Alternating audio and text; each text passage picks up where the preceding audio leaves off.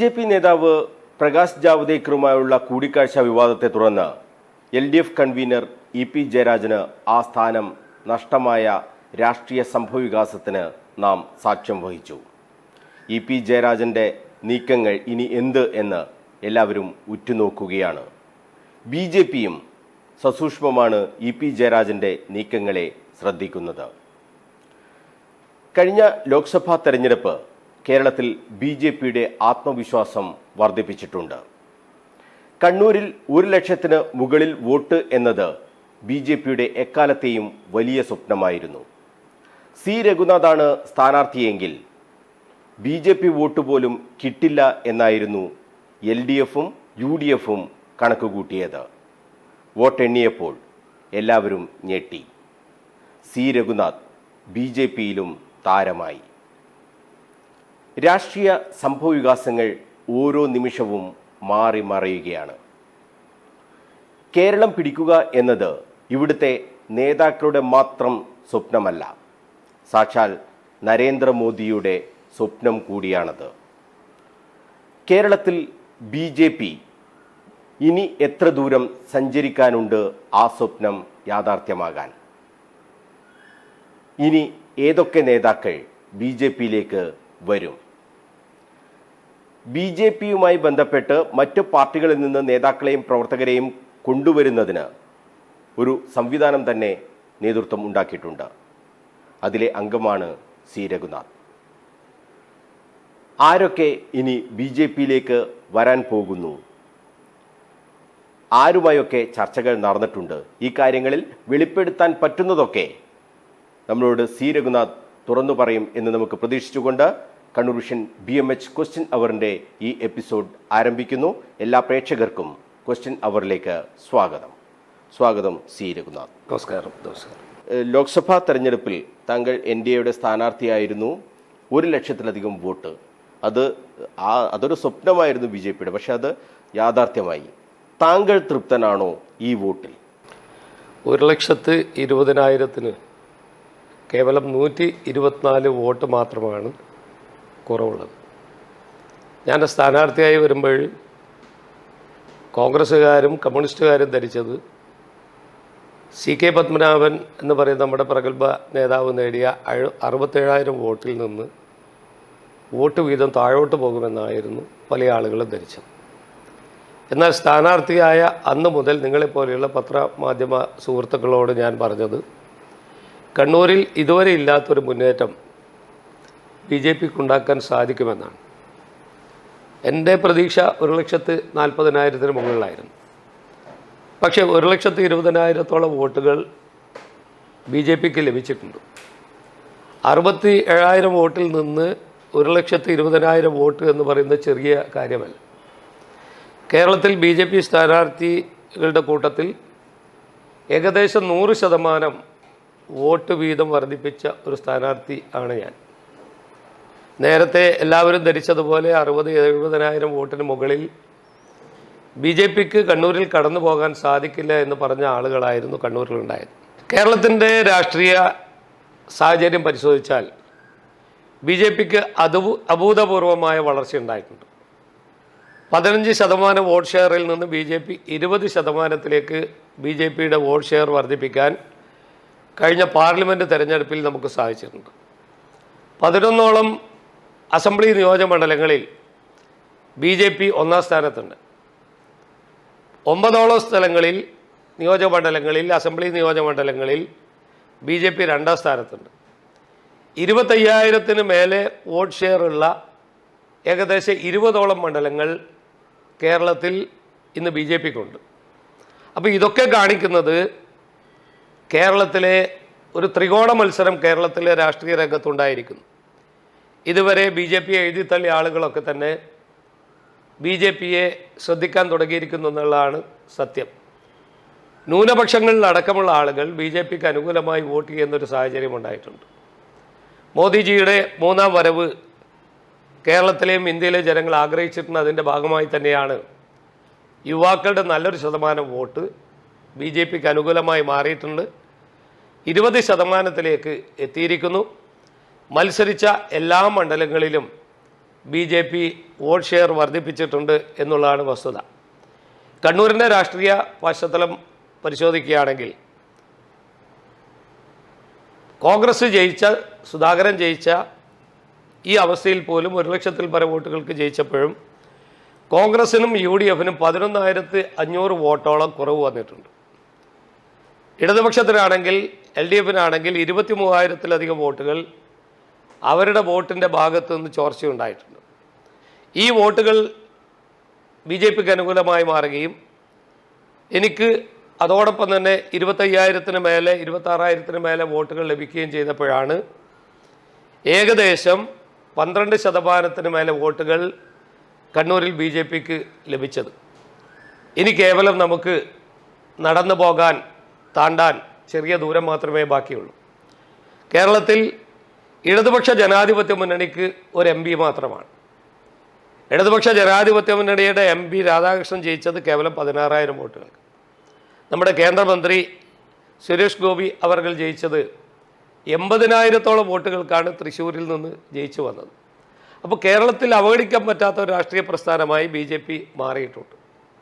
CPMൻ്റെ ഈ കിരാത നയത്തിനെതിരെ, അഴിമതിയിൽ മുങ്ങിക്കുളിച്ചിരിക്കുന്ന ഭരണത്തിനെതിരെ കേരളത്തിലെ ജനങ്ങൾ ചിന്തിക്കുന്നത് കൊണ്ടാണ് ഇടതുപക്ഷത്തിന് എതിരായി ഒരു വോട്ട് എന്നുള്ള രീതിയിലാണ് UDF സംവിധാനം ജയിച്ചു വന്നത്. അത് UDFൻ്റെ സംഘടനാ സംവിധാനത്തിൻ്റെ വിജയമായൊന്നും ആരും തന്നെ കാണണ്ട. കാരണം അത്രമാത്രം ജനങ്ങൾ ഇടതുപക്ഷത്തെ വെറുക്കാൻ തുടങ്ങിയിരിക്കുന്നു. ആ വെറുപ്പിൻ്റെ അവസാനത്തെ രീതിയിലാണ് കഴിഞ്ഞ തെരഞ്ഞെടുപ്പിൽ UDFന് അനുകൂലമായി വോട്ട് ചെയ്യാൻ തയ്യാറായത്. കുറേ ആളുകൾ, ന്യൂനപക്ഷ വിഭാഗത്തിൽപ്പെട്ട ആളുകളൊക്കെ തന്നെ BJPക്ക് അനുകൂലമായി വോട്ട് ചെയ്യാനും തയ്യാറായിട്ടുണ്ട്. കണ്ണൂരിൽ നിങ്ങളറിയാം, 7 നിയോജകമണ്ഡലം പ്രതിനിധാനം ചെയ്യുന്ന കണ്ണൂർ പാർലമെൻറ്റ് നിയോജക മണ്ഡലത്തിൽ എല്ലാ മണ്ഡലങ്ങളിലും വോട്ട് ഷെയർ 100% ഉയർത്താൻ നമുക്ക് സാധിച്ചിട്ടുണ്ട്. ധർമ്മട നിയോജകമണ്ഡലത്തിൽ 17,000 ചില്ലാനം വോട്ടുകൾ, 19,900 വോട്ടുകൾ അഴീക്കോട്, കണ്ണൂരിൽ 19,000 വോട്ടുകൾ. അങ്ങനെ മലയോര പ്രദേശത്ത് ഒരു കാലത്ത് UDFൻ്റെ കുത്തക സ്ഥലങ്ങളിലൊക്കെ തന്നെ 7,000-8,000 വോട്ടുള്ള സ്ഥലങ്ങളിലൊക്കെ തന്നെ 14,000-ഉം 16,000 വോട്ടാക്കി മാറ്റിയപ്പോഴാണ് 1,20,000-ഓളം വോട്ടുകൾ നേടാൻ BJP സ്ഥാനാർത്ഥി എന്നുള്ള രീതിയിൽ എനിക്ക് സാധിച്ചത്. എൻ്റെ വിശ്വാസത്തിൽ 1,40,000-ന് അടുത്ത വോട്ടുകൾ എൻ്റെ കണക്ക് 1,40,000. BJP എത്ര മെമ്പർഷിപ്പ് എത്രയാണ് BJPയുടെ കണ്ണൂർ? BJP ഇത്തവണ നമ്മളൊരു മെമ്പർഷിപ്പ് ക്യാമ്പയിൻ്റെ ഭാഗമായി ഇന്നലെയായിരുന്നു അതിൻ്റെ ഔപചാരിക ഉദ്ഘാടനം കണ്ണൂരിൽ നടന്നത്. 3.5 ലക്ഷത്തോളം പുതിയ അംഗങ്ങളെ, പഴയതും പുതിയതുമായ 3.5 ലക്ഷത്തോളം ആളുകൾ കണ്ണൂർ ജില്ലയിൽ ചേർക്കണമെന്നാണ് ഞങ്ങൾ ആഗ്രഹിക്കുന്നത്. അത് ഇപ്പോൾ നിലവിൽ എത്രയാണ്? കഴിഞ്ഞ തവണ എത്രയായിരുന്നു? കഴിഞ്ഞ തവണ ഏകദേശം 1 ലക്ഷത്തിന് മേലെ അംഗങ്ങളുണ്ട്. അപ്പോൾ സ്വാഭാവികമായും 1 ലക്ഷത്തിന് മുകളിൽ അംഗങ്ങളുള്ള BJPക്ക് ആ വോട്ട് പോലും സ്വാഭാവികമായും കിട്ടാറില്ല എന്ന് തന്നെയല്ലേ നമ്മൾ കഴിഞ്ഞ തെരഞ്ഞെടുപ്പിന് ശേഷം ഉണ്ടായ 2019 അവസാനത്തെ അസംബ്ലി തെരഞ്ഞെടുപ്പ്, പാർലമെന്റ് തെരഞ്ഞെടുപ്പ്. അതിനുശേഷമാണ് ഈ 1 ലക്ഷത്തിലേക്ക് എത്തിയത്. 3 വർഷം കൂടുമ്പോഴാണ് ഇതിനകത്ത് സംഘടനാ സംവിധാനം എന്നുള്ള രീതിയിൽ തെരഞ്ഞെടുപ്പ് നടക്കുന്നത്. ആ സമയത്ത് തന്നെ ഏകദേശം 1 ലക്ഷത്തിനടുത്തോളം മെമ്പർഷിപ്പുകൾ നമുക്കുണ്ടായിരുന്നു. ഇത്തവണ ഞങ്ങൾ ലക്ഷ്യപ്പെടുന്നത് കേരളത്തിൽ 35 ലക്ഷം പുതിയ അംഗങ്ങളല്ല BJP അംഗങ്ങളും, കണ്ണൂരിൽ 3.5 ലക്ഷത്തോളം BJP അനുഭാവികളെ അംഗങ്ങളായി ചേർക്കണമെന്നാണ്. ചേർക്കുന്ന ആളുകളൊക്കെ തന്നെ BJPയുടെ പ്രവർത്തകന്മാരായി മാറ്റാനുള്ള സംവിധാനം കൂടെ ഞങ്ങൾ ആലോചിക്കുന്നുണ്ട്. എന്തായാലും കഴിഞ്ഞ 2-ാം തീയതി ആരംഭിച്ച മെമ്പർഷിപ്പ് ക്യാമ്പയിൻ ഇന്ന് തന്നെ 10,000-കണക്കിന് ആളുകൾ ഇതിനകത്ത് ഓൺലൈനായി മിസ്ഡ് കോൾ സംവിധാനത്തിലൂടെ, സ്കാനിംഗ് സംവിധാനത്തിലൂടെ മെമ്പർഷിപ്പ് എടുത്തിട്ടുണ്ട്. പ്രഗത്ഭരായ പല ആളുകളും മെമ്പർഷിപ്പ് എടുക്കാൻ തയ്യാറായിട്ടുണ്ട്. ഒക്ടോബർ 15-ാം തീയതി സമാപിക്കുന്നതിന് മുന്നേ ഞങ്ങൾ ഉദ്ദേശിക്കുന്നത് കണ്ണൂരിൽ 3.5 ലക്ഷത്തോളം BJPയുടെ അംഗങ്ങളെ ചേർത്തുകൊണ്ട് കണ്ണൂർ രാഷ്ട്രീയത്തിലെ നിർണായകമായ ശക്തിയായി മാറാൻ നമുക്ക് സാധിക്കും. 2 പ്രസ്ഥാനങ്ങൾ, ഇടതു വലത് പ്രസ്ഥാനങ്ങൾ അപജയത്തിൻ്റെ പാതയിലാണ്. കോൺഗ്രസ്സുകാർ ജയിച്ചപ്പോഴവരൊക്കെ അഹങ്കരിക്കുന്നത് അവർ തികച്ചും തെറ്റാണ്. CPMൻ്റെ അഴിമതി ഭരണത്തിനെതിരെ ജനങ്ങൾ വിധിയെഴുത്ത് നടത്തിയതാണ്. ഇത്രമാത്രം ദുർബലമായ ഒരു സംവിധാനമുള്ള ഒരു പാർട്ടിയായി കോൺഗ്രസ് മാറിയിരിക്കുകയാണ്. അവരുടെ എല്ലാ പരിപാടികളും ദയനീയ പരാജയമാണ്. സമരരംഗത്ത് ആളുകളെ കിട്ടാനില്ല. ഒരു പ്രതിപക്ഷത്തിൻ്റെ സ്ഥാനം പോലും ഏറ്റെടുക്കാൻ അവർക്ക് സാധിക്കാത്തൊരു സാഹചര്യം. ഇടതുപക്ഷത്തിനെതിരെ ശബ്ദിക്കുന്നത് അല്ലെങ്കിൽ മന്ത്രിസഭയ്ക്കെതിരെ ശബ്ദിക്കുന്നത് ഇടതുപക്ഷത്തിൻ്റെ MLA-മാരുടെ ഭാഗത്തു നിന്നാണ്. അത്ര പോലും ശബ്ദിക്കുവാനോ സമരപരിപാടിയായി മുന്നോട്ട് പോകാനോ കോൺഗ്രസിന് സാധിക്കുന്നില്ല, UDF-ന് സാധിക്കുന്നില്ല എന്നുള്ളതാണ് യാഥാർത്ഥ്യം. BMH കണ്ണൂർ വിഷൻ ക്വസ്റ്റ്യൻ അവർ തുടരുന്നു. ഞാൻ സൂചിപ്പിച്ചതുപോലെ പല പ്രമുഖരും BJP-യിലേക്ക് വരാൻ പോകുന്നുണ്ട് എന്ന സൂചന ഈ മെമ്പർഷിപ്പ് ക്യാമ്പയിനിൽ താങ്കൾ നൽകിയിരുന്നു. നമുക്ക് ഒരു ആരൊക്കെ ആയിരിക്കുമെന്ന് പറയാറായിട്ടുണ്ടോ? അത് എല്ലാ രാഷ്ട്രീയ പ്രസ്ഥാനത്തിൽ നിന്നും ആളുകൾ BJP-യിൽ ചേരാൻ താല്പര്യപ്പെടുത്തുന്നുണ്ട്. അവർ ചില സമയങ്ങൾ ചില ധാരണകൾ ഉണ്ടാകണമെന്ന് ആഗ്രഹിക്കുന്നത് കൊണ്ടാണ് പല കോൺഗ്രസ് നേതാക്കന്മാരും വരാത്തത്. പ്രഗത്ഭരായ പല കോൺഗ്രസ് മറ്റ് ഇതര രാഷ്ട്രീയ പ്രസ്ഥാനങ്ങളിൽ നിന്നുള്ള ആളുകൾ ഈ ചർച്ചകളൊക്കെ ഇങ്ങനെ നടന്നു വരികയാണ്. പല ആളുകളുമായി ചർച്ച ചെയ്യുന്നുണ്ട്. അവരുടെ ചില ഡിമാൻഡുകൾ ഉണ്ടാവുമല്ലോ. ഒരു രാഷ്ട്രീയ പ്രസ്ഥാനത്തിൻ്റെ വലിയ നേതാക്കന്മാരായി കടന്ന് ഇപ്പോഴവർക്ക് നിലവിലുള്ള രാഷ്ട്രീയ സാഹചര്യത്തിൽ നിൽക്കുന്നവരല്ലേ. അവർ ഞങ്ങളോടൊപ്പം കടന്നു വരുമ്പോഴാണ് അവരുടെ ചില ഡിമാൻഡ്സ് അല്ലെങ്കിൽ ചില കാര്യങ്ങളൊക്കെ ഉണ്ട്. ആ കാര്യങ്ങളൊക്കെ സംസാരിച്ചു കൊണ്ടിരിക്കുകയാണ്. ജില്ലാ സംസ്ഥാന നേതാക്കന്മാർ അതിൽ ബന്ധപ്പെട്ടിട്ടുണ്ട്. കണ്ണൂരിൽ നിന്നും പ്രഗത്ഭരായ കോൺഗ്രസിൻ്റെയും മറ്റ് ഇതര രാഷ്ട്രീയ പ്രസ്ഥാനങ്ങളുടെ ആളുകളൊക്കെ തന്നെ ഈ 15-നകം ഞങ്ങളോടൊപ്പം ചേരും. രാഷ്ട്രീയ പാർട്ടി നേതാക്കന്മാർ മാത്രമല്ല, സമൂഹത്തിലെ ഉന്നതരായ കായിക രംഗത്തെ ഒരുപാട് ആളുകൾ ഞങ്ങളോടൊപ്പം താല്പര്യം പ്രകടിപ്പിച്ചിട്ടുണ്ട്. ഇന്നലെ ലോക പവർ ലിഫ്റ്റിംഗ് ചാമ്പ്യനായി തിരിച്ചു വന്ന അഷിക തലശ്ശേരി ബ്രണ്ണൻ കോളേജിലെ MSc വിദ്യാർത്ഥിനിയാണ്. അവർ ഇന്നലെ മിനിയാന്നാണ് മാൾട്ടയിൽ നിന്ന് ലോക മീറ്റിൽ പങ്കെടുത്ത് തിരിച്ചു വന്നത്. ഇന്നലെ അവർ നമ്മുടെ ഓഫീസിലെത്തി പാർട്ടിയുടെ മെമ്പർഷിപ്പ് സ്വീകരിച്ചിട്ടുണ്ട്. കണ്ണൂർ സർവകലാശാലയുടെ സെനറ്റ് മെമ്പർ കൂടിയാണ് അവർ. അങ്ങനെയുള്ള നിരവധിയായ ആളുകൾ, സാമൂഹ്യ രാഷ്ട്രീയ രംഗത്തെ നിരവധിയായ ആളുകൾ ഈ പാർട്ടിയിലേക്ക് അഖിലേന്ത്യാ തലത്തിലും കേരളത്തിലും കണ്ണൂരിൽ കടന്നു വരികയാണ്.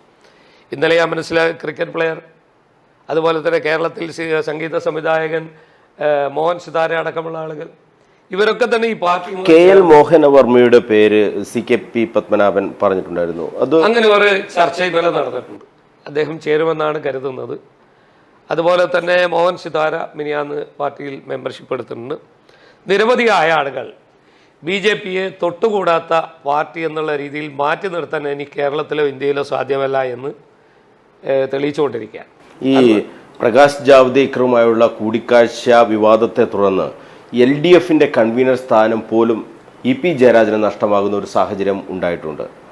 EP ജയരാജന്റെ രാഷ്ട്രീയ നിലപാടുകൾ എല്ലാവരും ഉറ്റുനോക്കുകയാണ്. EP ജയരാജനുമായി BJP നേതൃത്വം ഏതെങ്കിലും തരത്തിൽ ബന്ധപ്പെട്ടിട്ടുണ്ടോ? EP ജയരാജനെ കണ്ടു എന്നുള്ളത് ചിലപ്പോൾ സത്യമായിരിക്കും. കണ്ടുവെന്ന് അദ്ദേഹം സമ്മതിച്ചിട്ടുണ്ട്. പിന്നെ ഈ രാഷ്ട്രീയത്തിൽ ഇപ്പോഴും മൈത്ത് നിലനിൽക്കുന്നു എന്നാണ് അതൊക്കെ കാണിക്കുന്നത്.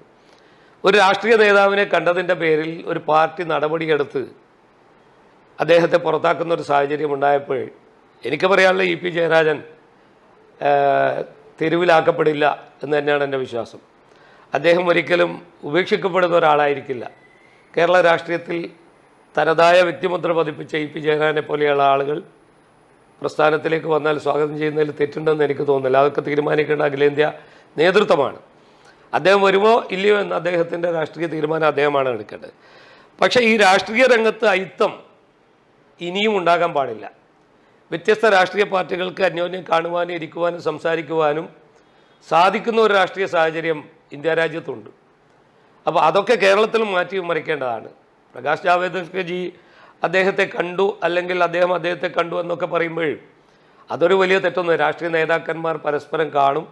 പക്ഷെ അതിൻ്റെ പേരിൽ ജയരാജനെ പോലെയുള്ള കേരളത്തിലെ അറിയപ്പെടുന്ന CPM-നെ നിലനിർത്തുന്നതിന് വേണ്ടി വലിയ പ്രതിസന്ധികളിൽ നിന്ന് ഈ പാർട്ടിയെ കരകയറ്റി കൊണ്ടുവന്ന TP ചന്ദ്രശേഖരൻ ഭാഗത്തോടുകൂടി ഈ പാർട്ടി കേരളത്തിൽ അസ്തമിച്ചു പോകും എന്നുള്ള സാഹചര്യത്തിൽ നിന്ന് ഈ പാർട്ടിയെ കരപിടിച്ച് അല്ലെങ്കിൽ CPM-നെ മുന്നോട്ട് കൊണ്ടുവന്ന ഒരു നേതാവിനെ വഴിയാധാരമാക്കി കേരളത്തിൽ പോകില്ല എന്ന് എൻ്റെ വിശ്വാസം. അദ്ദേഹത്തിന് ഏതെങ്കിലും ഒരു രാഷ്ട്രീയ പാർട്ടിയിൽ ചേർന്ന് പ്രവർത്തിക്കാനുള്ള സ്വാതന്ത്ര്യമുണ്ട്. അത് തീരുമാനിക്കേണ്ട അദ്ദേഹമാണ്. അപ്പോൾ ഞാൻ പറയുന്നത് കേരളത്തിലെ തൊട്ടുകൂടായ്മ ഇന്നും ജാതി രാഷ്ട്രീയത്തിൻ്റെ ഭാഗമായി അല്ലെങ്കിൽ പോലും രാഷ്ട്രീയ രംഗത്തെ തൊട്ടുകൂടായ്മയുടെ ഭാഗമായി കുരുതി കൊടുക്കപ്പെട്ട ബലിയാടാക്കപ്പെട്ട രക്തസാക്ഷി കൂടിയാണ് EP ജയരാജൻ.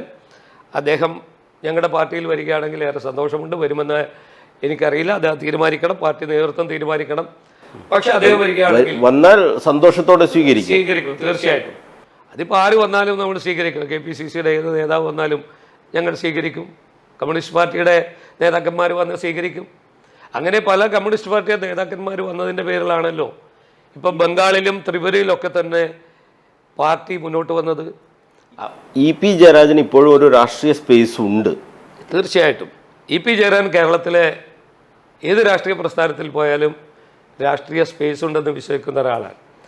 ജയരാജനെ പോലെയുള്ള ഒരു സമുന്നതരായ നേതാവിനെ മാറ്റി നിർത്തി കേരള രാഷ്ട്രീയം മുന്നോട്ട് പോകുന്നത് ശരിയല്ല. അദ്ദേഹത്തിന് ആരോഗ്യം അനുവദിക്കുകയാണെങ്കിൽ ഇനിയും ഒരുപാട് കാലം കേരള രാഷ്ട്രീയ രംഗത്ത് നിറഞ്ഞു നിൽക്കും എന്ന് തന്നെയാണ് എൻ്റെ വിശ്വാസം. നേരത്തെ ഈ പ്രകാശ് ജാവ്ദേക്കർ ഏതെങ്കിലും തരത്തിൽ ഈ ചർച്ചയിലൊക്കെ ഗവർണർ പദവി അദ്ദേഹത്തിന് വാഗ്ദാനം ചെയ്തിട്ടുണ്ടോ? അത്തരം കാര്യങ്ങൾ എന്തെങ്കിലും അറിയാമോ? ഇല്ല, അതിനെക്കുറിച്ച് എനിക്കൊന്നും അറിയില്ല. അവരൊരു സ്വകാര്യ സംഭാഷണം നടത്തിയ ചർച്ചകളെക്കുറിച്ച് അദ്ദേഹം അങ്ങനെ പറയുമെന്ന് എനിക്ക് തോന്നുന്നില്ല. കാരണം അദ്ദേഹത്തിന് അങ്ങനെ ഒരാൾക്ക് വാഗ്ദാനം നൽകാൻ സാധ്യമല്ല. ജയരാജൻ അങ്ങനെ ചോദിക്കുമെന്ന് എൻ്റെ വിശ്വാസമില്ല. പക്ഷേ ഒരു കൂടിക്കാഴ്ച നടന്നിട്ടുണ്ട്. അത് യാദൃച്ഛികമായിരിക്കാം. രാഷ്ട്രീയപരമായി ഒരു രാഷ്ട്രീയ നേതാക്കന്മാർ അന്യോന്യം കാണുന്നതിൽ വലിയ തെറ്റുണ്ട് എന്ന് ഒരു അതീവ രഹസ്യമായി നടന്ന ആ രാഷ്ട്രീയ കൂടിക്കാഴ്ച പുറത്തു വന്നതിൽ അത് ശരിയല്ല എന്ന് തോന്നുന്നുണ്ട്. കാരണം ഈ BJP നേതാക്കളെയും പ്രവർത്തകരെയും ഒക്കെ BJPയിലേക്ക് ആകർഷിപ്പിക്കുന്നതിന് അല്ലെങ്കിൽ കൊണ്ടുവരുന്നതിന് രൂപം നൽകിയ ഒരു താൽക്കാലിക സംവിധാനമുണ്ടല്ലോ. ആ സംവിധാനത്തിന്റെ ഒരു അംഗം എന്ന നിലയിൽ കൂടി ഇങ്ങനെ ചർച്ച ചെയ്തത് പുറത്തു പറഞ്ഞത് ശരിയാണോ? അത് പുറത്ത് പറയേണ്ടി വന്നതാണല്ലോ. ശരിക്കും അതിലെനിക്ക് ജയരാജനോടുള്ള ഒരു വിയോജിപ്പ് തെരഞ്ഞെടുപ്പിൻ്റെ അന്ന് രാവിലെ പറഞ്ഞത് അദ്ദേഹത്തിൻ്റെ രാഷ്ട്രീയപരമായ ഒരു വലിയ മണ്ടത്തരമായി ഞാൻ കാണുകയാണ്. അത് കമ്മ്യൂണിസ്റ്റ് പാർട്ടിക്ക് ചെറിയ ദോഷം ചെയ്തിട്ടുണ്ടാവുന്ന എൻ്റെ വിശ്വാസം. കാരണം തെരഞ്ഞെടുപ്പ് വോട്ടിംഗ് ചെയ്യാൻ പോകുന്ന കമ്മ്യൂണിസ്റ്റുകാരുടെ മനസ്സിൽ ചില അങ്കലാപ്പുകൾ സൃഷ്ടിക്കാൻ അത് കാണിച്ചിട്ടുണ്ടാവുന്ന എൻ്റെ വിശ്വാസം. അതുകൊണ്ട് തന്നെ ഒരു രഹസ്യമായി നടന്ന ചർച്ചയിൽ നടന്ന കാര്യങ്ങൾ, രാഷ്ട്രീയ രംഗത്ത് അന്യോന്യം കാണുന്ന കാര്യങ്ങളൊക്കെ തന്നെ അതങ്ങനെ ഒരു പരസ്യമാക്കേണ്ട. അങ്ങനെ എത്ര കോൺഗ്രസ് നേതാക്കന്മാർ പലരെയും കണ്ടിട്ടുണ്ടാവും. KPCC പ്രസിഡന്റ് ആയി ഇപ്പോൾ നിൽക്കുന്ന K സുധാകരനുമായി പലവട്ടം പല സ്ഥലങ്ങളിൽ പല സന്ദർഭങ്ങളിലായി BJP നേതാക്കൾ ചർച്ച നടത്തിയിട്ടില്ലേ? പലപ്പോഴും കണ്ടിട്ടുണ്ടാവും. എന്ത് തീരുമാനം എടുത്തൊന്നും അറിയില്ല. പക്ഷേ എൻ്റെ ഒരു അറിവിൽ പലപ്പോഴും പല നേതാക്കന്മാരും അദ്ദേഹത്തെ കണ്ടിട്ടുണ്ട്, സംസാരിച്ചിട്ടുണ്ട്. ആ സംസാരത്തിൻ്റെ ഒക്കെ രഹസ്യ സ്വഭാവമുള്ളതായതുകൊണ്ട് തന്നെ വെളിപ്പെടുത്താൻ നിർവാഹം ഉണ്ടാവില്ല. അദ്ദേഹത്തിന് പിന്നെ തീരുമാനമെടുക്കണമെങ്കിൽ അദ്ദേഹത്തിന് തീരുമാനം എടുക്കല്ലോ. ഈ രാഷ്ട്രീയ പ്രസ്ഥാനത്തിൽ തൊട്ടുകൂടായ്മയില്ല എന്നാണ്. ഇന്ത്യയിലെ പല സംസ്ഥാനങ്ങളിലും ഭരിക്കുന്ന മുഖ്യമന്ത്രിമാർ കോൺഗ്രസിൽ നിന്ന് വന്നവരാണ്. അതുകൊണ്ട് തന്നെ കോൺഗ്രസ്സുകാർക്ക് അല്ലെങ്കിൽ ഏതെങ്കിലും ഒരു രാഷ്ട്രീയ പ്രസ്ഥാനത്തിന് BJPയിലേക്ക് പോകുന്നതിന് വലിയ തടസ്സമൊന്നുമില്ല. അതാണ് ഞാൻ നേരത്തെ പറഞ്ഞത്. ബംഗാളിലും ത്രിപുരയിലും ഇന്ന് BJPയിൽ പ്രവർത്തിക്കുന്ന പലരും ഒരു കാലത്തെ കമ്മ്യൂണിസ്റ്റ് പാർട്ടിയുടെ നേതാക്കന്മാരാണ്. ആ നേതാക്കന്മാരൊക്കെ തന്നെ കടന്നു വന്നിട്ടുണ്ട്. അതുകൊണ്ട് കേരളത്തിലെ കമ്മ്യൂണിസ്റ്റ് പാർട്ടിക്കാർക്കും CPMകാർക്കും കടന്നു വരുന്നതിന് BJPയിലേക്ക് വലിയ ബുദ്ധിമുട്ടുണ്ടാവില്ല. വരാൻ പോകുന്ന രാഷ്ട്രീയത്തിൽ കേരളത്തിൽ ത്രികോണ മത്സരം നടക്കും. ആ ത്രികോണ മത്സരത്തിൽ ഒരു 10-40 സീറ്റ് വാങ്ങുന്ന പാർട്ടിയായി ഇന്നത്തെ സാഹചര്യത്തിൽ BJP മാറും. കേരളത്തിൻ്റെ രാഷ്ട്രീയ ചരിത്രം മാറ്റിമറിക്കാൻ BJPക്ക് സാധിക്കും. അത്തരത്തിലുള്ളൊരു വളർച്ച ഞങ്ങളുടെ ഭാഗത്തുനിന്നുണ്ടായിട്ടുണ്ട്. ഈ പാർട്ടിയിലേക്ക് വരും എന്ന് പ്രതീക്ഷിച്ചുകൊണ്ട് കണക്ക് കൂട്ടിക്കൊണ്ട് നിൽക്കുന്ന നേതാക്കളിൽ വളരെ ഏറ്റവും പ്രധാനപ്പെട്ട നേതാക്കളും ഉണ്ട് എന്ന് തന്നെയാണോ താങ്കൾ കരുതുന്നത്? തീർച്ചയായിട്ടും. സംസ്ഥാന തലത്തിൽ മിനിയാന്ന് സമീർ റോസ്ബൽബൻ, നിങ്ങൾ ആർക്കുന്നുണ്ടാവുക, AICC മെമ്പറാണ്. അവർ ഒരു തവണ ഞങ്ങളുമായി സംസാരിച്ചായിരുന്നു. എറണാകുളത്ത് വെച്ച് ഞാനുമായി സംസാരിച്ചു. ഞാൻ ഫോണിലൂടെ സംസാരിച്ചു. പക്ഷേ ആ വാർത്ത ആരോ ചോർത്തി കൊടുത്തതിൻ്റെ പേരിലാണ് അവർ ഇപ്പോഴും മിനിയാന്നൊക്കെ ഉന്നയിച്ച ആരോപണങ്ങൾ വലിയ വലിയ രാഷ്ട്രീയ മാനങ്ങളുള്ള ആരോപണങ്ങളാണ്. VD സതീശനെതിരെയാണ് ഒരു പവർ ഗ്രൂപ്പ് ഉണ്ട്. പവർ ഗ്രൂപ്പുണ്ട്. KPCC ആസ്ഥാനത്ത് പല കൊള്ളരുതായ്മകളും നടക്കുന്നു. അതൊക്കെ ഉണ്ട്, പവർ ഗ്രൂപ്പ് ഉണ്ടെന്ന് തന്നെയാണ് അവർ പറയുന്നത്. അത് അവരുടെ അനുഭവമായിരിക്കും.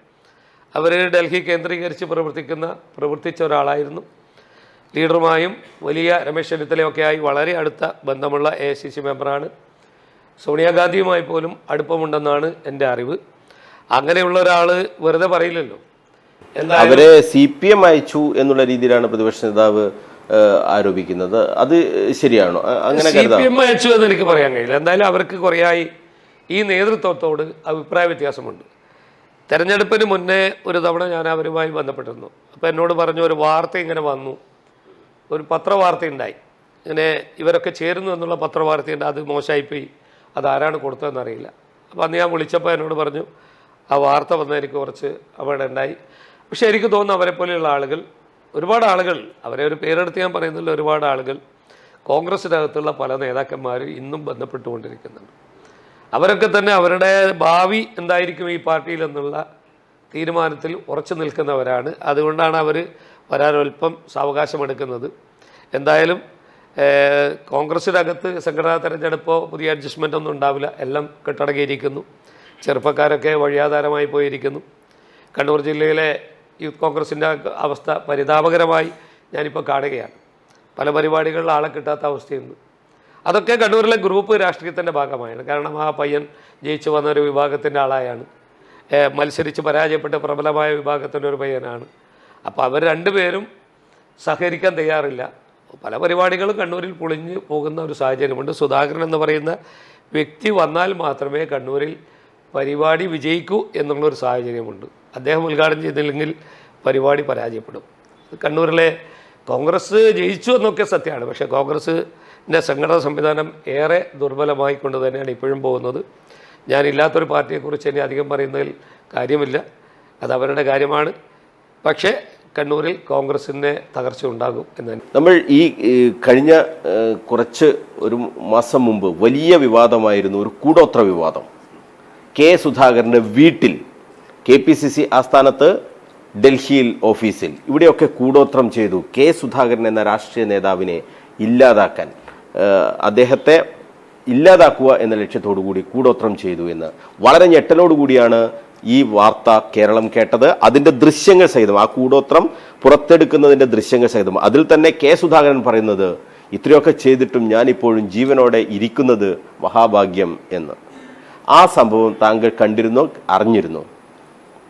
കൂടോത്ര വിവാദത്തിൻ്റെ സമയത്ത് എനിക്ക് തന്നെ അത്ഭുതം തോന്നിയൊരു കാര്യം, ലോകത്തിലെ അറിയപ്പെടുന്ന എന്താ പറയുക ഭൗതികവാദിയായ ജവഹർലാൽ നെഹ്റുവിൻ്റെ പാർട്ടിയാണ്. ജവഹർലാൽ നെഹ്റു ഒരിക്കലും ഇത്തരത്തിലുള്ള അന്ധവിശ്വാസങ്ങളുടെ പിറകെ പോയിട്ടില്ല. പക്ഷേ ഈ കാര്യങ്ങളൊക്കെ തന്നെ വർഷങ്ങൾക്ക് മുന്നേ, മാസങ്ങൾക്ക് മുന്നേ ഞാൻ പാർട്ടിയിലുള്ള ഒരു 1.5 വർഷം തന്നെ എന്നെ ശ്രദ്ധയിൽപ്പെട്ടിരുന്നു. അവിടെ ചില ബന്ധുക്കളൊക്കെ എന്നോട് സംസാരിച്ചാണ്. സുധാകരനാണെങ്കിൽ ഞാൻ കണ്ടതിൽ വെച്ച് കേരളത്തിലെ ഏറ്റവും അന്ധവിശ്വാസിയായ രാഷ്ട്രീയക്കാരനാണ് എൻ്റെ അറിവിൽപ്പെട്ടിടത്തോളം. പൂജ, മന്ത്രങ്ങൾ, ഹോമങ്ങൾ ഇതൊക്കെ ചെയ്യുന്ന ഒരാളായിട്ടാണ് ഞാൻ മനസ്സിലാക്കിയത്. പലപ്പോഴും അദ്ദേഹം ഇത്തരത്തിലുള്ള അന്ധവിശ്വാസങ്ങളുടെ അടിമ കൂടിയാണ്. എനിക്ക് വിശ്വസിക്കാൻ പ്രയാസമാണ് ഇത്തരത്തിലുള്ള ഒരു കാര്യം സുധാകരൻ്റെ വീട്ടിൽ ചെയ്യാൻ ധൈര്യം കാണിച്ചാരാണ്. സുധാകരൻ്റെ വീട്ടിൻ്റെ പറമ്പത്ത്, വീട് നിൽക്കുന്ന പറമ്പത്ത് ഇത്രമാത്രം സെക്യൂരിറ്റി സംവിധാനങ്ങളുള്ള, ഇത്രമാത്രം ആളുകൾ എപ്പോഴും കയറി ഇറങ്ങുന്ന ഒരു വീട്ടിൽ സ്വതന്ത്രമായി ഒരാൾ കടന്നു വന്ന് 1 മീറ്റർ ആഴമുള്ള ഒരു കുഴിയെടുത്ത് അതിനകത്ത് തകിട് കുഴിച്ചിട്ട് സുധാകരനെ അപായപ്പെടുത്താൻ ശ്രമിക്കുന്നു എന്നൊക്കെ പറയുമ്പോൾ വിശ്വസിക്കാൻ ഏറെ പ്രയാസമുണ്ട്. പക്ഷേ അന്ന് കണ്ടെത്തിയ വിഷ്വൽസൊക്കെ അതിൻ്റെ തെളിവുകളാണ്. അദ്ദേഹത്തിൻ്റെ ഓഫീസ്, KPCC ഓഫീസിനകത്ത് അദ്ദേഹം ഇരിക്കുന്ന കസേലയുടെ കാലിൻ്റെ അടിഭാഗത്തും മേശയുടെ അടിഭാഗത്തും തകിട് സ്ഥാപിച്ച് അദ്ദേഹത്തെ അപായപ്പെടുത്താൻ കേരളത്തിലെ രാഷ്ട്രീയ നേതാക്കന്മാർ ശ്രമിച്ചു എന്ന് പറയുമ്പോൾ വിശ്വസിക്കാൻ ഏറെ പ്രയാസമുണ്ട്. പക്ഷേ വസ്തുത ഉണ്ടായിരുന്നു എന്നുള്ളത് തന്നെയാണ് സത്യം. ഇതിൽ സുധാകരന്റെ സംശയം ആർക്ക് നേരെയായിരുന്നു? അദ്ദേഹം ഈ കാര്യങ്ങളൊക്കെ എന്തെങ്കിലും ഞാൻ മനസ്സിലാക്കിയത് ഒരു 1.5 വർഷക്കാലം മുന്നേ അദ്ദേഹത്തിൻ്റെ ചില ആളുകൾ സംസാരിക്കുമ്പോൾ നമ്മുടെ തെക്കേന്ത്യയിലെ ചില നേതാക്കന്മാർ, അവരുടെ പേരെടുത്ത് പറയുന്ന ശരിയല്ല, പക്ഷേ പ്രഗത്ഭരായി ഇന്നും സജീവമായി നിലനിൽക്കുന്ന ചില നേതാക്കന്മാർ അന്ന് പറഞ്ഞത് എൻ്റെ ഓർമ്മ ശരിയാണെങ്കിൽ കൊല്ലത്ത് വെച്ച് ഒരു KPCC ജനറൽ സെക്രട്ടറിയുടെ വീട്ടിൽ വെച്ചാണ് ഇത്തരത്തിലുള്ള മാരണപ്രവൃത്തികളൊക്കെ തന്നെ ചെയ്തു എന്ന് ചില ആളുകൾ പറഞ്ഞിട്ടുണ്ട്. അത് പേരും ഞാൻ പറയുന്നില്ല, അതൊക്കെ വ്യക്തിപരമായി ചെയ്ത്. പക്ഷേ ഇത്തരത്തിലുള്ള ഒരു ആരോപണം അല്ലെങ്കിൽ ഇത്തരത്തിലുള്ള ഒരു സംഭവവികാസം കോൺഗ്രസ് പോലെയുള്ള പ്രസ്ഥാനത്തിന് അപമാനമാണ്. KPCC പ്രസിഡന്റ് വധിക്കാൻ അല്ലെങ്കിൽ KPCC പ്രസിഡന്റിനെ ഒന്നുമല്ലാതാക്കി തീർക്കാൻ, അദ്ദേഹത്തെ കൊല്ലാൻ, അക്ഷരാർത്ഥത്തിൽ കൊല്ലാനാണല്ലോ, അല്ലെങ്കിൽ അദ്ദേഹത്തെ ഈ രംഗത്ത് നിന്ന് പിന്മാറ്റാൻ ഇത്തരത്തിലുള്ള കൂടോത്രങ്ങളൊക്കെ ചെയ്തിട്ടാണ് അതിനുവേണ്ടി കോൺഗ്രസിനകത്തെ പ്രബല നേതാക്കന്മാർ തയ്യാറാകുന്നു എന്നുള്ള വാർത്ത ഏറെ വിഷമമുണ്ടാക്കി. കാരണം എന്തൊരു രാഷ്ട്രീയ പ്രസ്ഥാനം അത്, ലോകം എവിടെ എത്തിയിരിക്കുന്നു. അപ്പോൾ ഇപ്പോഴും അവർ കൂടോത്രത്തിൻ്റെ പിറകിലാണ്.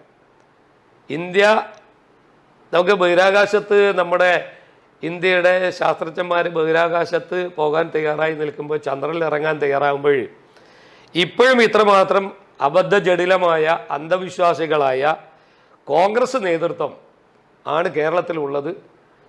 എന്തിനാണ് അങ്ങനെയാണെങ്കിൽ ചില ആളുകളൊക്കെ നിങ്ങൾ കൊട്ടേഷൻ കൊടുത്ത് രാഷ്ട്രീയ പ്രസ്ഥാനങ്ങൾ അന്യോന്യം അയക്കുന്നത്? അവർക്ക് ഇതുപോലെ മരണപ്രവൃത്തി ചെയ്ത് ക്ഷുദ്രപ്രയോഗം ചെയ്ത് ആളുകളെ ക്ലീനാക്കി അവസാനിപ്പിക്കാമല്ലോ. അപ്പോൾ ഇത്രമാത്രം അബദ്ധജടിലമായ അന്ധവിശ്വാസം നിറഞ്ഞു നിൽക്കുന്ന രാഷ്ട്രീയ പാർട്ടിയായി കോൺഗ്രസ് മാറിയപ്പോൾ എനിക്ക് വളരെ വിഷമം തോന്നുകയാണ്. KPCC പ്രസിഡൻ്റൊക്കെ അതിൻ്റെ ഒരു ഇരയാണ്, ഇത്തരത്തിൽ അന്ധവിശ്വാസങ്ങളുടെ ഇരയാണെന്ന് അറിയുമ്പോൾ അദ്ദേഹത്തോട് സ്വാഗതവും മാത്രമേ എനിക്കുള്ളൂ.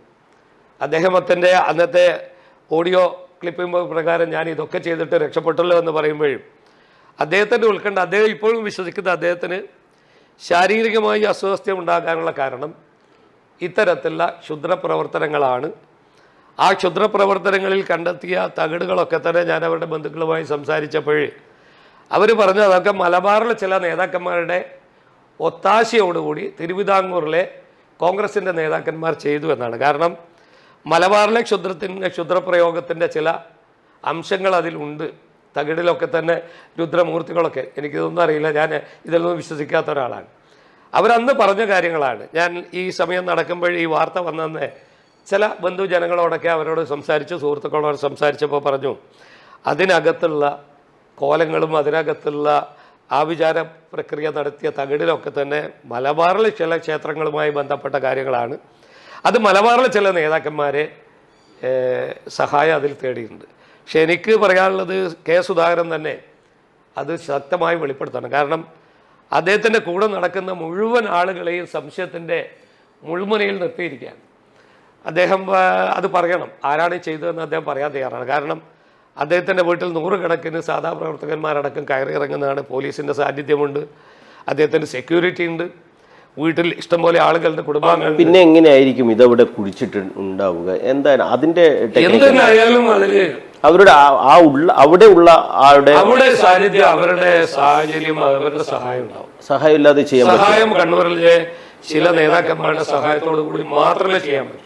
ആ വീട്ടിലുള്ള ആളുകളുടെ സഹായമായിരിക്കില്ല. വീടുമായി നിരന്തരമായി ബന്ധപ്പെടുന്ന ചില രാഷ്ട്രീയ നേതാക്കന്മാരുണ്ടല്ലോ കണ്ണൂരിൽ, അവരുടെ സഹായം അതിൽ കിട്ടിയിട്ടുണ്ടാവും. അല്ലാതെ അങ്ങനെ ഒരു സാഹസികമായ ദൗത്യം പുറമെയുള്ള ഒരാൾക്ക് വന്ന് ചെയ്യാൻ സാധ്യമല്ല. കാരണം പരിശോധിച്ചാൽ മനസ്സിലാവില്ല. ഏകദേശം ആ ദിവസമുള്ള സെക്യൂരിറ്റി ക്യാമറ പരിശോധിച്ചാൽ 1.5 വർഷക്കാലം മുന്നേ ആണെങ്കിൽ, എൻ്റെ ഓർമ്മ ശരിയായി, ഇപ്പോൾ സുധാകരൻ പ്രസിഡൻ്റ് ആകുന്നതിന് മുന്നേ ആണ്. സുധാകരൻ പ്രസിഡൻ്റായി വന്ന കുറച്ച് കാലഘട്ടം, അത് ഒരു 2 വർഷത്തിനും 2 വർഷക്കാലം മുന്നേ സുധാകരൻ വീട്ടിൽ കൂടിയത് കൊണ്ട് അവിടെ സെക്യൂരിറ്റി സംവിധാനമുണ്ടല്ലോ, അവിടെ ക്യാമറയുണ്ടല്ലോ. ക്യാമറ പരിശോധിച്ചാൽ ഈ കോമ്പൗണ്ടിനകത്ത് വന്ന് ഈ കൃത്യം നിർവഹിക്കുന്ന ആരാണെന്ന് മനസ്സിലാക്കാൻ സാധിക്കും. സുധാകരൻ അതിൽ സ്കിപ്പ് ചെയ്ത് പോയിട്ടാണ്. അതെന്തുകൊണ്ടായിരിക്കും? വേണ്ടപ്പെട്ടവരാവാനല്ലേ സാധ്യത?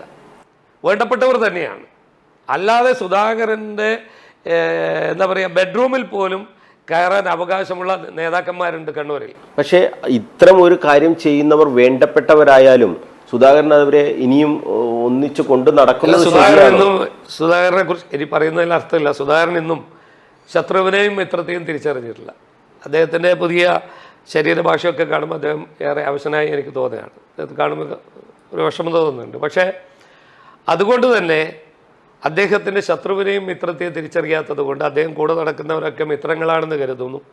ആ മിത്രങ്ങളുടെ സഹായമില്ലാതെ ഞാൻ ഉറപ്പിച്ചു പറയുന്നു, കണ്ണൂരിലെ കോൺഗ്രസിനകത്ത് അദ്ദേഹവുമായി ഒട്ടിച്ചേർന്ന് നിന്ന് കാര്യസാധ്യത്തിന് വേണ്ടി ഒട്ടിച്ചേർന്ന് നിൽക്കുന്നവർ തിരുവിതാംകൂറിലെ ചില, അല്ലെങ്കിൽ തെക്കേ കേരളത്തിലെ ചില നേതാക്കന്മാരുടെ ഒത്താശക്കാരായി നിന്നുകൊണ്ട് സുധാകരനെ വകവരുത്താൻ ശ്രമിക്കുന്നു എന്ന് തന്നെയാണ് അതിൻ്റെ സത്യം.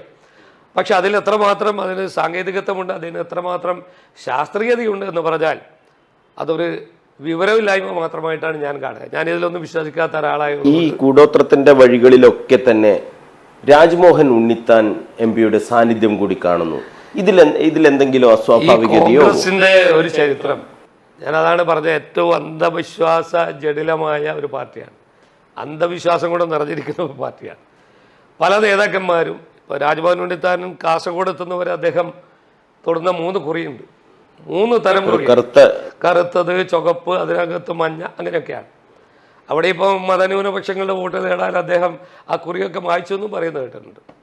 അപ്പോൾ രാജ്മോഹൻ ഉണ്ണിത്താനൊക്കെ ഇതിൻ്റെ ഒരു വിശ്വാസിയാണ്. പല നേതാക്കന്മാരും, ഞാൻ മനസ്സിലാക്കിയത് ഒരു 50% കോൺഗ്രസിൻ്റെ നേതാക്കന്മാർ ഈ പൂജാതി കർമ്മങ്ങളിലും അന്ധവിശ്വാസത്തിൽ കുളിച്ചു നിൽക്കുന്ന ആളുകളാണ്. ഇപ്പോഴും ക്ഷേത്രങ്ങളിൽ പോകുന്ന, ആരാധനയ്ക്ക് പോകുന്നതൊക്കെ, ദൈവത്തെ പ്രാർത്ഥിക്കുന്നതൊക്കെ തന്നെയാണ്.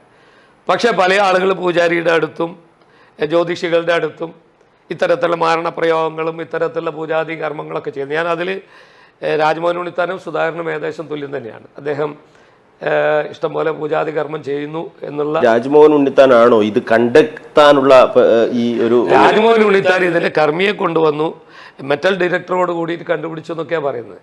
അദ്ദേഹം ഇതിൻ്റെ സ്പെഷ്യലിസ്റ്റ് ആയിരിക്കും. എന്തായാലും ഞാൻ മനസ്സിലാക്കി അദ്ദേഹത്തിൻ്റെ നാട്ടിൽ നിന്നാണ് ഇതിൻ്റെ ഉറവിടം കൂടെ ആ സമയത്ത് ചില ആളുകൾ പറഞ്ഞു. അദ്ദേഹത്തിൻ്റെ നാട് കൊല്ലത്താണ്. മുതലെടുത്തതായിരിക്കുമോ? സാമ്പത്തികമായി മുതലെടുക്കുക എന്ന ലക്ഷ്യത്തോടു കൂടി ആരെങ്കിലും? കാരണം സുധാകരന്റെ വിശ്വാസം, അന്ധവിശ്വാസത്തെക്കുറിച്ച് അറിയുന്ന ആരെങ്കിലും ഇങ്ങനെ ഇങ്ങനത്തെ കാര്യങ്ങളൊക്കെ അവിടെ ഉണ്ട്, അത് തെളിയിക്കുകയാണ്, ഇത് കണ്ടെത്തി. അപ്പോൾ മറ്റ് പല മാർഗങ്ങളിലകത്ത് കമേഴ്സ്യലായ അല്ലെങ്കിൽ ഒരുപാട് സാമ്പത്തിക കാര്യങ്ങളുണ്ടാവും. ഇതുപോലെ ചെയ്യുന്നവർക്ക് വിശ്വാസ്യത വർദ്ധിപ്പിച്ചാൽ മാത്രമേ. ചില VIP കാണുന്നില്ല, VIP കൊണ്ട് ഇതുപോലത്തെ ഒക്കെ പൂജാതി കർമ്മങ്ങളൊക്കെ ചെയ്യിച്ചാൽ അവർ അതിനൊരു കമേഴ്സ്യൽ വാല്യൂ ഉണ്ടാവും. അതിൻ്റെ ഭാഗമായി ഇത് കണ്ടെത്തുന്നു, കൂടോത്രങ്ങൾ കണ്ടെത്തുന്നു, അത് കണ്ടെത്താനുള്ള ഒരു സിസ്റ്റം. അപ്പോൾ ഇത്തരത്തിലുള്ള കൂടോത്രങ്ങൾക്ക് വേണ്ടി മറു കൂടോത്രം ചെയ്യാൻ, മറു പൂജകൾ ചെയ്യാൻ. അപ്പോൾ ഇതൊക്കെ ഒരു സാമ്പത്തികമായി ജനങ്ങളെ വഴിതെറ്റിക്കുന്ന, അല്ലെങ്കിൽ രാഷ്ട്രീയക്കാർ, പ്രത്യേകിച്ച് രാഷ്ട്രീയക്കാർ ഇങ്ങനെ ഒരുപാട് എന്താ പറയുക അന്വേഷണികളാണല്ലോ. അവർക്ക് ഞങ്ങൾ പോലീസിൽ അന്വേഷിച്ചപ്പോൾ പോലീസ് പറയുന്നത് ഒരു അന്വേഷണവുമായി ഒരു സഹകരണം ഇവരുടെ ഒന്നും ഭാഗത്ത് നിന്ന് കിട്ടുന്നില്ല എന്നുള്ളതാണ്. അതെനിക്ക് തോന്നുന്നു ആ ചാപ്റ്റർ അവസാനിപ്പിച്ചെന്നാണ്. കാരണം പോലീസിനും വലിയ താല്പര്യമൊന്നുമില്ലല്ലോ ഇതിൽ. യഥാർത്ഥത്തിൽ വകവരുത്താൻ ശ്രമിച്ചു എന്നുള്ള രീതിയിൽ കെ സുധാകരനും കുടുംബാംഗങ്ങളുമാണ് പരാതി കൊടുക്കേണ്ടത്. ഇദ്ദേഹം പരാതി കൊടുത്തിട്ടില്ല എന്ന് എൻ്റെ വിശ്വാസം. അത് പത്രമാധ്യമ ലോകത്ത് ആളുകളൊക്കെ തന്നെ അത് മുന്നോട്ട് കൊണ്ടുവന്നത് കൊണ്ട് അതിനെക്കുറിച്ച് സംസാരിച്ചു എന്നല്ലാതെ പിന്നെ അദ്ദേഹത്തിന് നല്ല അന്ധവിശ്വാസിയാണ്. എൻ്റെ വിശ്വാസമല്ല, അന്ധവിശ്വാസം കൂടിയാണ്. അത് പല കോൺഗ്രസ് നേതാക്കന്മാരും അത്തരത്തിൽ. DK ശിവകുമാർ സമാനമായ രീതിയിലുള്ള ഒരു ആരോപണം ഉന്നയിച്ചു. അദ്ദേഹത്തിന്റെ രാഷ്ട്രീയ ഭാവി തകർക്കുന്നതിന്, അദ്ദേഹത്തെ ഇല്ലാതാക്കുന്നതിന് കണ്ണൂർ ഭാഗത്ത് വലിയ തോതിലുള്ള ഒരു ആഭിചാര കാര്യങ്ങൾ നടന്നു എന്നൊക്കെ രീതിയിൽ അതാണ് ഞാൻ പറഞ്ഞത്. കോൺഗ്രസ് എവിടെ എത്തി നിൽക്കുന്നു എന്നതിൻ്റെ തെളിവാണ്. ജവഹർലാൽ നെഹ്റുവിൻ്റെ കോൺഗ്രസ്സാണ്. ജവഹർലാൽ നെഹ്റുവിനെ പിടിച്ച് സത്യം ചെയ്ത് എപ്പോഴും മുന്നിൽ നിൽക്കുന്ന ഒരു പാർട്ടിയാണ്. ജവഹർലാൽ നെഹ്റു മതേതരവാദിയായിരുന്നു. അദ്ദേഹം ദൈവവിശ്വാസിയായിരുന്നില്ല. ഇത്തരത്തിലുള്ള അനാചാരങ്ങൾക്ക് എതിർത്തിരുന്നു. അങ്ങനെയുള്ള ഒരു തലമുറയിൽപ്പെട്ട ആളുകൾ, അതിനുശേഷമുള്ള ആളുകൾ അതിലും തീവ്രമായ നിലപാടുകൾ എടുക്കും. ഇപ്പോൾ എല്ലാവരും രാഷ്ട്രീയക്കാർ പലരും അന്ധവിശ്വാസത്തിൻ്റെ പുറകെയാണ്. അത് DK ശിവകുമാറും ഇത്തരത്തിലുള്ള അധികാരം സംരക്ഷിക്കാനുള്ള ഏത് കുറുക്കു വഴികളും തേടുന്ന രാഷ്ട്രീയക്കാർക്ക് ഇതൊക്കെ പേടിയുണ്ടാവും. അല്ലാതെ ഒന്നും നഷ്ടപ്പെടാനില്ലാത്തവർക്ക് ഒന്നും പേടിക്കണ്ടല്ലോ. ഇവർക്ക് ഈ അധികാര സ്ഥാനങ്ങളൊക്കെ ഉറപ്പിക്കാൻ ചിലപ്പോഴും ഇത്തരത്തിലുള്ള ആഭിചാരക്രിയകൾ, പൂജകൾ, യോഗിവര്യന്മാരുടെ അടുത്ത് പോകുക, അങ്ങനെയുള്ള കുറേ കാര്യങ്ങൾ വേണ്ടി വരും. ഇത് പ്രത്യേകിച്ച് ഒരു ജനാധിപത്യ മതേതരത്വ പാർട്ടി എന്ന് പറയുന്ന കോൺഗ്രസിനകത്ത് ഇത്തരത്തിലുള്ള അപജയങ്ങൾ ഉണ്ടാകുമ്പോഴാണ് ആളുകൾ അതിനെ പുച്ഛത്തോടു കൂടി കാണുന്നത്. അത് കേരളത്തിലെ പൊതുസമൂഹത്തിൽ പല ആളുകളും പറഞ്ഞിട്ടുണ്ടല്ലോ. ഇപ്പോൾ VM സുധീരൻ പറഞ്ഞിട്ടുണ്ട്, എന്നെയും വകവരുത്താൻ ആൾ ശ്രമിച്ചിരുന്നു. VM സുധീരനെ പോലത്തെ ഉള്ള ആൾ പോലും അത് വിശ്വസിക്കും. കാരണം VM സുധീരൻ പൊതുസമൂഹത്തിൽ കേരളത്തിൽ അദ്ദേഹത്തിനുള്ള ഇമേജ് എന്താ? കേരളത്തിലെ പൊരുതുന്ന അല്ലെങ്കിൽ യുവജന വിപ്ലവ പ്രസ്ഥാനമായ യൂത്ത് കോൺഗ്രസിലൂടെ കടന്നു വന്ന ഒരാളാണ് പറയുന്നത് എന്നെയും ഇങ്ങനെ കൊല്ലാൻ ശ്രമിച്ചിരുന്നു. അപ്പോഴതൊക്കെ കേരളത്തിലെ കോൺഗ്രസിനകത്തുള്ള തകർച്ചയായി ഞാനതിനെ കാണുന്നു. അതിലൊന്നും വലിയ കാര്യമില്ല. എന്തായാലും സുധാകരൻ്റെ കൂടെയുള്ളവരെ വിശ്വസിച്ചാൽ ഇനി അപകടത്തിലേക്ക് എടുത്തിയാണ്. അദ്ദേഹത്തെ കുഴിയിലിറക്കാൻ നടക്കുന്നവരാണ്. അദ്ദേഹത്തിൻ്റെ കാലം അവസാനിച്ചു എന്ന് പറയുന്ന രാഷ്ട്രീയക്കാർ കണ്ണൂരിലുണ്ട്. ഇപ്പോഴും അദ്ദേഹം വിജയിച്ചതുകൊണ്ട് വീണ്ടും കുറേ ആളുകൾ ചുറ്റിപ്പറ്റി നിൽക്കുന്നുണ്ട്. അദ്ദേഹം എന്ന് ഈ സ്ഥാനത്ത് നിന്നൊന്ന് അദ്ദേഹം പിറകെ പോകുന്നു. പഴയ ഗോപാലൻ ജനതയിൽ ഇരിക്കുന്ന സുധാകരനെ എനിക്കൊറ്റൊക്കെ ഓർമ്മയുണ്ട്. അതേപോലെ ആയിരിക്കും തീരും എന്നാണ് എൻ്റെ വിശ്വാസം. ഇപ്പോഴും ഒരു ബന്ധം ഉണ്ടോ കെ സുധാകരനുമായി? കോൺഗ്രസിനകത്ത് വിട്ടതിന് ശേഷം ഒരു ബന്ധം ഉണ്ടായില്ല. കണ്ണൂരിൽ ഇല്ല. കണ്ണൂരിൽ അദ്ദേഹത്തിൻ്റെ മകൻ്റെ കല്യാണമായിരുന്നു കഴിഞ്ഞ ആഴ്ച. അദ്ദേഹത്തിൻ്റെ പാർട്ടിക്കാർ അദ്ദേഹം വിളിക്കാത്ത അപൂർവ പഴയകാല കോൺഗ്രസ്സുകാരൻ ഞാനായിരിക്കും. കണ്ണൂർ ജില്ലയിലെ ബ്ലോക്ക് കോൺഗ്രസ് നേതാക്കന്മാർ കത്തുമായി തെരുവീതിയിൽ നടന്നുപോയി കാണുന്നവരൊക്കെ തന്നെ ക്ഷണിച്ച ഒരു കല്യാണത്തിൽ ഒരു ക്ഷണം എനിക്കുണ്ടായിരുന്നു. നിരാശയൊന്നുമില്ല. കാരണം അദ്ദേഹത്തിൻ്റെ വ്യക്തി ജീവിതത്തിലുള്ള ഒരു പരിപാടിക്ക് എന്നെ ഇതുവരെ ക്ഷണിച്ചിരുന്നില്ല. അദ്ദേഹം എൻ്റെ കുടുംബത്തിലെ ഒരു പരിപാടിക്ക് ഇതുവരെ വന്നിരുന്നില്ല. അത് അദ്ദേഹത്തിന് എന്നും എന്നോട് ആ ഒരകൽച്ച അദ്ദേഹത്തിനുണ്ടായിരുന്നു. പക്ഷേ അവസാന കാലത്ത് എൻ്റെ ഇളയ മകൻ്റെ കല്യാണത്തിനാണ് അദ്ദേഹം എൻ്റെ വീട്ടിൽ വന്നത്. എൻ്റെ അച്ഛൻ മരിച്ചപ്പോൾ അദ്ദേഹം വന്നിരുന്നു. പക്ഷേ എൻ്റെ അമ്മ മരിച്ചപ്പോൾ അദ്ദേഹം വന്നിട്ടില്ല. എൻ്റെ മൂത്ത മകൻ്റെ കല്യാണത്തിന് വന്നിട്ടില്ല. അതൊക്കെ ചെറിയ ചെറിയ ഇഷ്യൂസ് ആയിരിക്കും. അദ്ദേഹം ഒരു വികാരജീവിയാണല്ലോ. അദ്ദേഹം ഇങ്ങനെ ഇതിലൊക്കെ സെൻറ്റിമെൻ്റായി പോകുന്ന ഒരാളായതുകൊണ്ട് അതിൽ ഈ വിവാഹത്തിന് ക്ഷണിക്കാതില്ല. അവിടെ കോൺഗ്രസിൻ്റെ നേതാക്കളെയും പ്രവർത്തകരെയും ഒക്കെ മാത്രമാണ് കണ്ടത്. KV സുമേഷ് MLA യും രാമചന്ദ്രൻ കടന്നപ്പള്ളിയും അവരാണ് ഒരു മറ്റ് രാഷ്ട്രീയ പാർട്ടി നേതാക്കളുമായി ബന്ധപ്പെട്ട ആളുകൾ. ശരിയാണോ? അത് ആ നടപടി ശരിയല്ലല്ലോ. ഇപ്പോൾ രാഷ്ട്രീയത്തിൽ പിണറായി വിജയൻ്റെ മകളുടെ കല്യാണത്തിനും എനിക്കൊന്നും മകൻ്റെ കല്യാണത്തിനാന്ന് തോന്നുന്നു സുധാകരൻ രഹസ്യമായി പോയി പങ്കെടുത്തിട്ടുണ്ട്. അതാരും എല്ലാവരും അറിയാത്ത വിഷയമാണ്. വലിയ വലിയ വീരവാദം പറയാറുണ്ടല്ലോ. അത് കൂട്ടിപ്പോയ ആളൊക്കെ DCC ഭാരവാഹിയായിട്ടുണ്ട്. രാത്രി വരുന്നു, ഞാൻ തനിച്ചു വരുന്നു, പോകുന്നു എന്ന് പറഞ്ഞ് പിണറായിയിലെ ചില ആളുകൾ കൂട്ടിപ്പോയിട്ടുണ്ട്. അപ്പോൾ അതൊക്കെ അവർക്ക് ചെയ്യാം. അപ്പോൾ എന്താ, ഇപ്പോൾ VP ജയരാജനെ കണ്ടാൽ സുധാകരൻ സംസാരിക്കുമല്ലോ. അപ്പോൾ ഈ വ്യക്തിപരമായി ഈ കാര്യങ്ങൾ രാഷ്ട്രീയം കൂട്ടിക്കുഴക്കുന്നത് ശരിയല്ല. ഞാനതുകൊണ്ടാണ് പറഞ്ഞത്, കണ്ണൂരിലത്തെ മുഴുവൻ വ്യവസായികളെയും ബിസിനസ്സുകാരെയും കണ്ണൂരിലത്തെ DCCയുടെ ഭാരവാഹികൾ കത്തുമായി പോയി ക്ഷണിച്ചത് കിട്ട് പല ആളുകൾ എന്നെ വിളിച്ചിട്ടുണ്ട്. അതിലും നല്ല നമുക്ക് പത്രത്തിൽ ഇയാൾക്കൊരു പരസ്യം കൊടുത്താൽ പോരായിരുന്നു. ഞങ്ങളൊക്കെ എന്തിനാ വന്നിട്ട് ചില നേതാക്കന്മാർ കത്ത് കൊടുത്തിട്ട് ക്ഷണിച്ചത്? അദ്ദേഹത്തിന് വേണമെങ്കിൽ അദ്ദേഹം ക്ഷണിക്കുക. അപ്പോൾ അങ്ങനെയുള്ള സാഹചര്യം കണ്ണൂരുണ്ടായിട്ടുണ്ട്. അപ്പോൾ കല്യാണത്തിനായാലും മരണത്തിനായാലും രാഷ്ട്രീയമൊന്നും പാടില്ല. എല്ലാവരെയും വിളിക്കുന്നത് നല്ലതാണ്. അത് കോൺഗ്രസ്സുകാരനും കമ്മ്യൂണിസ്റ്റുകാരനും ഇനിയും അവർ വിശാലമായ മനസ്ഥിതിക്ക് ഉടമയായില്ല എന്നുള്ളതാണ്. എന്നെ വിളിക്കാത്തതുകൊണ്ട് എനിക്ക് ദുഃഖമൊന്നുമില്ല. കാരണം അദ്ദേഹം പണ്ടേ വിളിക്കാറില്ല. അദ്ദേഹത്തിൻ്റെ ഒരു നല്ല കാര്യങ്ങളിലും എന്നെ പങ്കെടുപ്പിച്ചിട്ടില്ല. ഒരു നല്ല കാര്യങ്ങളിലും. അന്നൊക്കെ ചെറിയ ഗ്രൂപ്പിസത്തിൻ്റെ പേരിൽ ചെറിയ പടക്കായിരിക്കും. പക്ഷെ എന്നെ വിളിക്കാറില്ല. ഞാൻ അദ്ദേഹത്തിൻ്റെ വീട്ടിൽ പോയി, എൻ്റെ മൂത്ത മകൻ്റെ കല്യാണത്തിന് അദ്ദേഹത്തിൻ്റെ വീട്ടിൽ പോയി അദ്ദേഹം ഡയറിയിൽ ചേർത്ത് എഴുതി വെച്ചു, ഞാൻ വരും, നീ പോയിക്കോന്നു. അദ്ദേഹത്തിൻ്റെ വീട് ഞാൻ ആദ്യമായി പോകുന്നത് കണ്ടോൺമെൻറ്റിൽ അദ്ദേഹം താമസിക്കുന്ന വീട്. അദ്ദേഹത്തിൻ്റെ വീട്ടിൽ ഞാനൊരു നേതാവിൻ്റെ വീട്ടിലും പോകാറില്ല. അദ്ദേഹം എഴുതി വെച്ചു, ഞാൻ എന്തായാലും വരുന്നാലും. കല്യാണത്തിന് വന്നില്ല. തലേന്നും വന്നില്ല, അന്നും വന്നില്ല. ഒരാഴ്ച കഴിഞ്ഞപ്പോൾ എന്നെ വിളിച്ചു, നീ എവിടെയാണുള്ളത്? അതെനിക്ക് പറ്റിപ്പോയി, ഞാനൊന്ന് വീട്ടിൽ വരണമെന്നുണ്ട്. ഞാൻ പറഞ്ഞു, ഇനി വന്നിട്ട് കാര്യമില്ല, കുട്ടികൾ അവരുടെ വഴിക്ക് നീങ്ങിയിരിക്കുന്നു. അല്ല, അതെനിക്ക് പറ്റിപ്പോയി. ഞാൻ പറഞ്ഞു, എനിക്കതുകൊണ്ട് വലിയ ബുദ്ധിമുട്ടൊന്നുമില്ല. ഒരു 2-3000 ആളുകൾ വരുന്ന ഒരു കല്യാണത്തിൽ നിങ്ങൾ കൂടെ വന്നാൽ സന്തോഷം.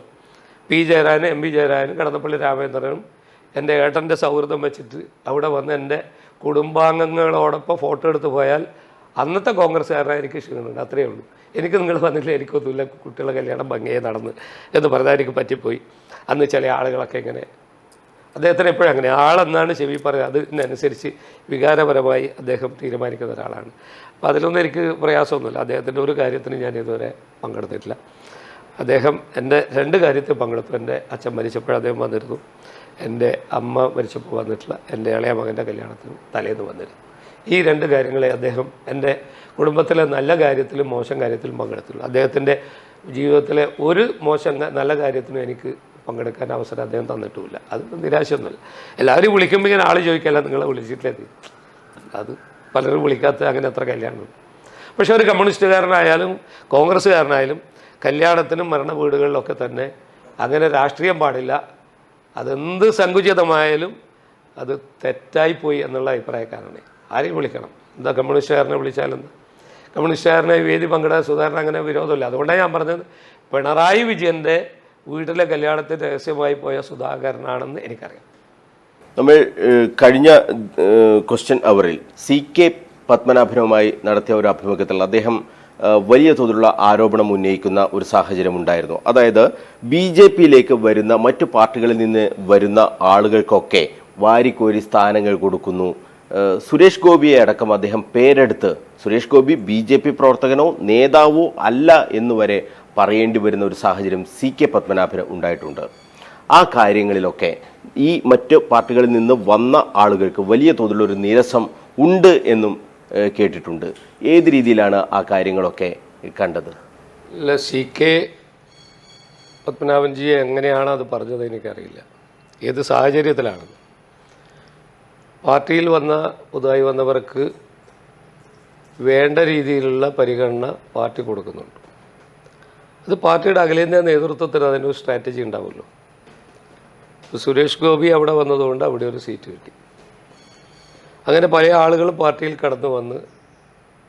കടന്നു വന്നവരാരും തന്നെ പാർട്ടിക്ക് ക്ഷീണമുണ്ടാക്കുന്ന രീതിയിലുള്ള ആളുകളായിരുന്നില്ല. ഇതുവരെ BJPയുടെ ചരിത്രം പരിശോധിച്ചാൽ ഇന്ത്യയിൽ കടന്നു വന്ന പല നേതാക്കന്മാരും തന്നെയാണ് വിവിധ സംസ്ഥാനങ്ങളിൽ നേതൃത്വം വഹിക്കുന്നത്. പാർട്ടിയുടെ അഖിലേന്ത്യാ കമ്മിറ്റിക്ക് അതിലൊരു തന്ത്രമുണ്ട്, ഒരു സ്ട്രാറ്റജി ഉണ്ട്. CKPയെ പോലെയുള്ള ഒരാൾ എന്തുകൊണ്ട് അങ്ങനെ പറഞ്ഞതെന്ന് എനിക്കറിയില്ല. അദ്ദേഹം ഈ പാർട്ടിയുടെ ഏറ്റവും സമുന്നതനായ നേതാവാണ്. അദ്ദേഹത്തിന് അങ്ങനെ എന്തെങ്കിലും അനുഭവം ഉണ്ടോയെന്ന് എനിക്ക് പറയാൻ കഴിയില്ല. പക്ഷേ CKP പറഞ്ഞ കാര്യം പാർട്ടി പരിഗണിക്കുമായിരിക്കും. എന്തായാലും പാർട്ടിയിൽ വന്നവരാരും തന്നെ മോശം പെർഫോമൻസ് നടത്തിയതായി എൻ്റെ അറിവിലില്ല. അവരുടേതായ പങ്ക് കേരള രാഷ്ട്രീയത്തിൽ ഈ തെരഞ്ഞെടുപ്പിൽ വഹിക്കാൻ അവർക്ക് സാധിച്ചിട്ടുണ്ട്. അതിൽ CKPയെ പോലെയുള്ള ആളുകൾ എന്തുകൊണ്ട് അങ്ങനെ പറഞ്ഞു എന്ന് അദ്ദേഹത്തെ തിരുത്തുവാനോ, ഇങ്ങനെ പോലുള്ള ആളുകൾക്ക്, അതായത് മറ്റു പാർട്ടികളിൽ നിന്നൊക്കെ വന്ന നേതാക്കന്മാർക്ക് അതൊരു വിഷമം ഉണ്ടാക്കിയിട്ടുണ്ടാകില്ലേ സ്വാഭാവികമായും? എനിക്ക് തോന്നുന്നില്ല അങ്ങനെ. അത് പാർട്ടിയുടെ ഒരു സ്ട്രാറ്റജി അല്ലേ. പാർട്ടി പ്രവർത്തനത്തിൻ്റെ ഭാഗമായി പാർട്ടി ജയിക്കാനുള്ള അല്ലെങ്കിൽ പാർട്ടിയുടെ പെർഫോമൻസ് വർദ്ധിപ്പിക്കാനുള്ള തന്ത്രത്തിൻ്റെ ഭാഗമായി സീറ്റ് കൊടുക്കുന്നുണ്ടാവും, ഉയർത്തി കാണിക്കുന്നുണ്ടാവും. അതൊക്കെ പാർട്ടിയുടെ ഒരു മുന്നോട്ട് വരാനുള്ള സ്ട്രാറ്റജിയാണ്. ഞങ്ങൾ നിന്ന സ്ഥലത്ത് തന്നെ ഈ രാഷ്ട്രീയ പ്രസ്ഥാനം ഒരു കെട്ടിക്കിടക്കുന്ന ജലാശയമല്ലല്ലോ. കെട്ടിക്കിടക്കുന്ന ജലാശയമാകുമ്പോൾ എപ്പോഴും മാലിന്യങ്ങളുണ്ടാവും. അപ്പം പുതിയ വെള്ളം അതിൽ വരുമ്പോഴും മാത്രമല്ലേ ശുദ്ധി ഉണ്ടാവുകയും അതിനൊരു പുതിയ രൂപമൊക്കെ ഉണ്ടാവും. അപ്പോൾ അതുകൊണ്ട് കെട്ടിക്കിടക്കുന്ന ഒരു ജലാശയമായി ഒരു രാഷ്ട്രീയ പ്രസ്ഥാനം മാറാൻ പാടില്ല. അതിൽ പുതിയ ആളുകൾ കടന്നു വരണം. പുതിയ ആളുകൾക്ക് പാർട്ടി അവർക്ക് കൊടുക്കുന്ന ഉത്തരവാദിത്തം അവർ നിർവഹിക്കുന്നുണ്ടെന്ന് മാത്രമല്ലേ നോക്കണം. പുതിയ ആളുകളും അല്ലാതെ പുതിയ ആളുകൾ വന്നിട്ടില്ലേ പാർട്ടി എങ്ങനെ വലുതാവുക? പഴയ ആളുകൾ തന്നെ ഈ പാർട്ടിയിൽ നിന്നാൽ പാർട്ടി വലുതാവില്ല. അപ്പോൾ പുതിയ ആളുകളെ കൊണ്ടുവരണം. അത് പാർട്ടിയുടെ അഖിലേന്ത്യാ നേതൃത്വത്തിൻ്റെ കാഴ്ചപ്പാടിൻ്റെ ഭാഗമായി തന്നെയാണ് പുതിയ ആളുകളെ കൊണ്ടുവരാം. ജാർഖണ്ഡിൽ ഇപ്പോൾ പഴയ മുഖ്യമന്ത്രി വരാൻ പോകുന്നു. ഓരോ സ്ഥലത്തും പല പാർട്ടികളിൽ നിന്ന് ആളുകളെ കൊണ്ടുവരാൻ പോകുന്നു. അവരൊക്കെ കൊണ്ടുവരുമ്പോൾ പാർട്ടിക്കൊരു ലക്ഷ്യമുണ്ട്. ആ ലക്ഷ്യം പാർട്ടിയെ മുന്നോട്ട് കൊണ്ടുപോകാൻ അല്ലെങ്കിൽ പാർട്ടിക്ക് വളർച്ചയുണ്ടാക്കാൻ സാധിക്കുന്ന ആളുകളെ കൊണ്ടുവരുന്നതിൽ തെറ്റൊന്നുമില്ല. അപ്പോൾ ഇങ്ങനെ ഒരു വിമർശനം BJPയുടെ മുൻ സംസ്ഥാന പ്രസിഡന്റ് കൂടിയായ അല്ലെങ്കിൽ ദേശീയ സമിതി അംഗം കൂടിയായ CKPയുടെ ഭാഗത്തു നിന്നൊക്കെ ഉണ്ടാകുമ്പോൾ ഇനി മറ്റ് പാർട്ടികളിൽ നിന്ന് വരണം എന്ന് ആഗ്രഹിക്കുന്നവർ മടിച്ചു നിൽക്കുന്ന ഒരു സാഹചര്യം ഉണ്ടാവില്ല. ഇത്തരം പ്രസ്താവനകൾ ഈ മുതിർന്ന നേതാക്കളൊക്കെ നടത്തുമ്പോൾ അവരത് ചിന്തിക്കേണ്ട ഒരു വിഷയമല്ലേ? തോന്നുന്നില്ല. കാരണം BJPയുടെ അഖിലേന്ത്യാ നേതൃത്വം തന്നെ പാർട്ടിയിലേക്ക് പുതിയ മുഖങ്ങളെ കൊണ്ടുവന്ന് പാർട്ടിയെ ശക്തിപ്പെടുത്തണം എന്നുള്ളതാണ്. 10% നിന്ന് 20% ആയിത്തീരുമ്പോൾ പുതിയ ആളുകൾ വരാതെ ഈ പാർട്ടി ശക്തിപ്പെടില്ലല്ലോ. കേരളത്തിൽ ആയിരക്കണക്കിന് പുതിയ ആളുകൾ ഈ പാർട്ടിയിൽ വന്നിട്ടുണ്ട്, പ്രഗത്ഭരടക്കം. അത് വരുമ്പോഴാണല്ലോ പാർട്ടി ശക്തിയാകുന്നത്. പാർട്ടിക്കകത്ത് അതുകൊണ്ട് ഞാൻ പറഞ്ഞത് പാർട്ടി എന്ന് പറയുന്ന ഒരു രാഷ്ട്രീയ പ്രസ്ഥാനം കെട്ടിക്കിടക്കുന്ന ഒരു ജലാശയമായി മാറാൻ പാടില്ല. അതിനകത്ത് പുതിയ തുള്ളികൾ ചേർന്നുകൊണ്ടിരിക്കണം. അന്നേരം മാത്രമേ അതൊരു പുതിയ രീതിയിൽ ഉണ്ടാവൂ. അപ്പോൾ അത് CKPയെ പോലെയുള്ള ആൾ എന്തുകൊണ്ട് അങ്ങനെ പറഞ്ഞു എന്ന് എനിക്ക് പറയാൻ കഴിയില്ല. അദ്ദേഹം സമുന്നത നേതാവാണ്, പാർട്ടിയുടെ അവിഭാജ്യ ഘടകമാണ്. അദ്ദേഹം ഈ പാർട്ടി ഉണ്ടാക്കിയ ആളാണ്. കണ്ണൂർ ജില്ലയിലും കേരളത്തിലും ഈ പാർട്ടിയെ നയിച്ച ആളാണ്. അതുകൊണ്ട് അദ്ദേഹത്തിൻ്റെ അഭിപ്രായമായിരിക്കും, വ്യക്തിപരമായ അഭിപ്രായം. പക്ഷേ അത് പാർട്ടി അതിനെ എങ്ങനെ ഉൾക്കൊള്ളുമെന്ന് എനിക്കറിയില്ല. എന്തായാലും പാർട്ടിയുടെ സംസ്ഥാന കമ്മിറ്റി, അഖിലേന്ത്യാ നേതൃത്വവും പുതിയ ആളുകളെ പാർട്ടിയിൽ കൊണ്ടുവരണമെന്നും പാർട്ടിയെ ശക്തിപ്പെടുത്തണം എന്നുള്ള തീരുമാനം തന്നെ. അതിൻ്റെ ഭാഗമായി പുതിയ ആളുകൾ ഈ മെമ്പർഷിപ്പ് ക്യാമ്പയിനോടുകൂടി പാർട്ടിയിലേക്ക് കൊണ്ടുവരും. ഈ സുരേഷ് ഗോപിയുമായി ബന്ധപ്പെട്ട് വലിയ തോതിൽ ചർച്ചകളൊക്കെ BJP-യിൽ നടന്നു വരികയാണ്. സുരേഷ് ഗോപി ഒരു പാർട്ടി ലൈനിന് അപ്പുറത്തേക്ക് പോകുന്നു, അല്ലെങ്കിൽ പാർട്ടി ലൈൻ അനുസരിക്കാത്ത ഒരു നേതാവായി സുരേഷ് ഗോപി മാറുന്നു എന്നുള്ള രീതിയിലുള്ള വിമർശനം പരക്കെ വരികയാണ്. കെ സുരേന്ദ്രന് പോലും സുരേഷ് ഗോപിയെ തള്ളിപ്പറയേണ്ട സാഹചര്യം ഈ ഹേമ കമ്മിറ്റി റിപ്പോർട്ടുമായി ബന്ധപ്പെട്ട് ഉണ്ടായിട്ടുണ്ട്. സുരേഷ് ഗോപി പറയുന്നു ഇത് മാധ്യമങ്ങളുടെ സൃഷ്ടിയാണ്, അങ്ങനെ ഒരു കാര്യം നടക്കുന്നില്ല എന്നൊക്കെ പറയുമ്പോൾ BJP പറയുന്നതിന്റെ തികച്ചും വ്യത്യസ്തമായ കാര്യങ്ങൾ പല കാര്യങ്ങളിലും അദ്ദേഹം പറയുന്നുമുണ്ട്. അപ്പോൾ സുരേഷ് ഗോപി എന്ന ആൾ ഒരു പാർട്ടിക്ക് വ്യത്യസ്തനായി നിൽക്കുകയാണ് എന്ന് ഒരു വിമർശനം വരുമ്പോൾ നിങ്ങളൊക്കെ ഏത് രീതിയിലാണ് അതിനെ കാണുന്നത്? സുരേഷ് ഗോപി സജീവ രാഷ്ട്രീയക്കാരനായി മാറിയ സജീവ കാലത്താണ്, അടുത്ത കാലത്താണ്. സുരേഷ് ഗോപി രാഷ്ട്രീയത്തിനപ്പുറമുള്ള ഒരു മുഖമുള്ള ഒരു മനുഷ്യനാണ്. അദ്ദേഹം നല്ലൊരു സിനിമക്കാരനാണ്, നല്ലൊരു പൊതുപ്രവർത്തകനാണ്. രാഷ്ട്രീയം അദ്ദേഹത്തിന് വഴങ്ങുമെന്ന് അദ്ദേഹം തെളിയിച്ചുകൊണ്ടിരിക്കുകയാണ്. അതുകൊണ്ടുണ്ടാകുന്ന ചില കാര്യങ്ങളുണ്ടാവും. പക്ഷെ എന്ത് തന്നെയായാലും കേരളത്തിൽ ജയിച്ചു വന്ന ഒരാൾ, കേന്ദ്ര മന്ത്രിസഭയിലെ അംഗം, ഒരുപാട് കാര്യങ്ങൾ കേരളത്തിൽ ചെയ്യാൻ പറ്റുന്ന ഒരാൾ. സുരേഷ് ഗോപിയുടെ വാക്കിലൊക്കെ ചില കാര്യങ്ങളുണ്ടെങ്കിൽ പോലും അതൊക്കെ സതുദ്ദേശത്തോടു കൂടി നമുക്കെടുക്കാം. പാർട്ടി അദ്ദേഹത്തെ തള്ളിപ്പറയുകയോ അദ്ദേഹത്തെ കൊച്ചാക്കാൻ ശ്രമിക്കുകയോ ഒന്നും ചെയ്യുന്നില്ല. പക്ഷേ പാർട്ടിക്ക് വിധേയനായി തന്നെ അദ്ദേഹം ഉണ്ടാകണമെന്ന് തന്നെയാണ് എൻ്റെ അഭിപ്രായം. കാരണം ലക്ഷക്കണക്കിന് വരുന്ന തൃശ്ശൂരിലെയും കേരളത്തിലെയും BJP-ക്കാർ അധ്വാനിച്ചതിൻ്റെ ഫലമാണ് സുരേഷ് ഗോപി എന്നുള്ള നേതാവിൻ്റെ ഉദയവും വിജയവും. അതിൽ സുരേഷ് ഗോപിയുടെ വ്യക്തിപരമായ കഴിവ് ഒരു പരിധിവരെ ഉണ്ടാവും. പക്ഷെ അതിനൊക്കെ അപ്പുറം 1100-1200ഓളം വരുന്ന ബൂത്തിലെ സാധാ പ്രവർത്തകന്മാരുടെ വിജയമായി ഞാനതിനെ കാണുകയാണ്. അതിനെ നമുക്ക് കുറച്ച് കാണാൻ സാധ്യമല്ല. സുരേഷ് ഗോപി നല്ലൊരു സ്വന്തം വിജയമായി സുരേഷ് ഗോപി കാണുന്നതും ശരിയല്ല. തീർച്ചയായിട്ടും അങ്ങനെ കാണില്ല. സുരേഷ് ഗോപിക്ക് അതിൽ പങ്കുണ്ട്. ഓരോ വ്യക്തികൾക്കും അവരുടെ വിജയത്തിലും അവരുടെ പരാജയത്തിലും പങ്കുണ്ട്. അവരുടെ വോട്ട് ഷെയർ വർദ്ധിപ്പിക്കുന്നതിലും ഓരോ വ്യക്തിക്കും പങ്കുണ്ട്. അത് ചെറുതായാലും വലുതായിക്കോട്ടെ. ഒരാൾ മത്സരിക്കുമ്പോൾ അദ്ദേഹത്തിൻ്റെ കുടുംബാംഗങ്ങളെ വോട്ടങ്ങ് വാങ്ങുമല്ലോ. അപ്പോൾ അതൊരു വ്യക്തിപരമായ അദ്ദേഹത്തിൻ്റെ ബന്ധം തന്നെയാണ്. സുരേഷ് ഗോപി നല്ലൊരു രാഷ്ട്രീയക്കാരനായി മാറണം എന്നുള്ള അഭിപ്രായക്കാരനാണ്. രാഷ്ട്രീയക്കാരൻ അദ്ദേഹം നല്ലൊരു പൊതുപ്രവർത്തകനാണ്. അദ്ദേഹം ചെയ്യുന്ന കാര്യങ്ങൾ കേരളത്തിലെ ഒരു മേഖലയിലുള്ളവരും ചെയ്യാത്ത കാര്യങ്ങളാണ്. അദ്ദേഹത്തെ പോലെയുള്ള ഒരാൾ കേരളത്തിൽ എന്താ പറയുക, അനിവാര്യമാണ്. നമുക്ക് ഒരുപാട് കാര്യങ്ങൾ കേരളത്തിലെ പൊതുസമൂഹത്തിന് അദ്ദേഹത്തിന് ചെയ്യാൻ കഴിയും. പക്ഷേ അപ്പോഴും ഞാൻ പറയുന്ന പാർട്ടിക്ക് വിധേയരായി നിന്നുകൊണ്ട് പാർട്ടിയുടെ വൃത്തത്തിനകത്ത് നിന്ന് പ്രവർത്തിക്കാൻ സുരേഷ് ഗോപിക്കും, അത് ഏത് നേതാവായാലും എത്ര പ്രഗത്ഭരായ പാർട്ടിക്ക് ഉള്ളിൽ നിന്നുകൊണ്ട് പ്രവർത്തിക്കാൻ സുരേഷ് ഗോപിക്ക് കഴിയുന്നുണ്ട്. ഇനിയും അദ്ദേഹം അങ്ങനെ ചെയ്യുന്നതന്നെ ഒരു വിശ്വാസം. അദ്ദേഹം പിന്നെ പത്രങ്ങളൊക്കെ പറയുന്ന കാര്യങ്ങൾ, അദ്ദേഹം അങ്ങനെയൊന്നുമല്ല. അദ്ദേഹം വളരെ നല്ല മനസ്സിൻ്റെ ഉടമയാണ്. ഒരുപാട് ചാരിറ്റി ചെയ്ത് ആയിരക്കണക്കിന് ആളുകളെ സഹായിക്കുന്നത് അദ്ദേഹം ആരോട് പറഞ്ഞിട്ടൊന്നുമല്ല ചെയ്യുന്നത്. അങ്ങനെയുള്ള ഒരാൾ രാഷ്ട്രീയക്കാരനായി മാറണം, കുറച്ച് രാഷ്ട്രീയക്കാരനാണ്. അതുകൊണ്ട് വന്ന ആരും തന്നെ മോശക്കാരായി മാറ്റുന്ന ഒരു സമീപനം ഈ പാർട്ടിക്കില്ല. എല്ലാവർക്കും അവരുടേതായ പങ്ക് ഈ വളർച്ചയിൽ വഹിക്കാൻ കഴിയുന്നവരാണ്. അതിലെത്ര ചെറിയൊരാളായാലും ബൂത്തിൽ നിന്ന് വന്ന ഒരാൾ പോലും അവർ ആ ബൂത്തിലെ പ്രവർത്തനത്തിന് BJP-യുടെ വളർച്ചയ്ക്ക് ഉപകാരപ്രദമാവും. അതുകൊണ്ട് ഇതിനകത്ത് കടന്നു വന്നവർക്ക് സ്ഥാനം കൊടുക്കണോ കൊടുക്കേണ്ടോ എന്നുള്ളത് അഖിലേന്ത്യാ നേതൃത്വത്തിൻ്റെ സ്ട്രാറ്റജിയാണ്. അതൊരു തന്ത്രമാണ്. എല്ലാവരും കടന്നു വന്നവരൊന്നും വിജയിക്കണമെന്നില്ല, എല്ലാവരും വരുന്നവർക്കൊക്കെ തന്നെ സ്ഥാനം കിട്ടണമെന്നില്ല. പക്ഷേ കിട്ടിയവർക്കൊക്കെ തന്നെ അവരെങ്ങനെ പെർഫോം ചെയ്യുന്നു എന്നുള്ളതാണ്. പെർഫോമൻസ് വന്നവരാരും തന്നെ മോശമാക്കിയിട്ടില്ല എന്നാണ് എൻ്റെ വിശ്വാസം.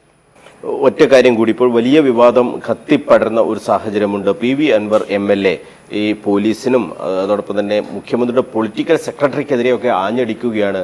ഭരണപക്ഷത്ത് നിൽക്കുന്ന PV അൻവർ. ഈ കാര്യങ്ങളൊക്കെ BJP എങ്ങനെയാണ് നോക്കിക്കാണുന്നത്? PV അൻവറാണ് ഇപ്പോൾ പ്രതിപക്ഷം. PV അൻവറാണ് പ്രതിപക്ഷം. മറ്റ് പ്രതിപക്ഷ പാർട്ടികളൊക്കെ തന്നെ, അല്ലെങ്കിൽ കോൺഗ്രസ് പോലെയുള്ള പ്രതിപക്ഷ നേതാവൊക്കെ തന്നെ അദ്ദേഹത്തിന് പുറകിൽ മാത്രമാണ്.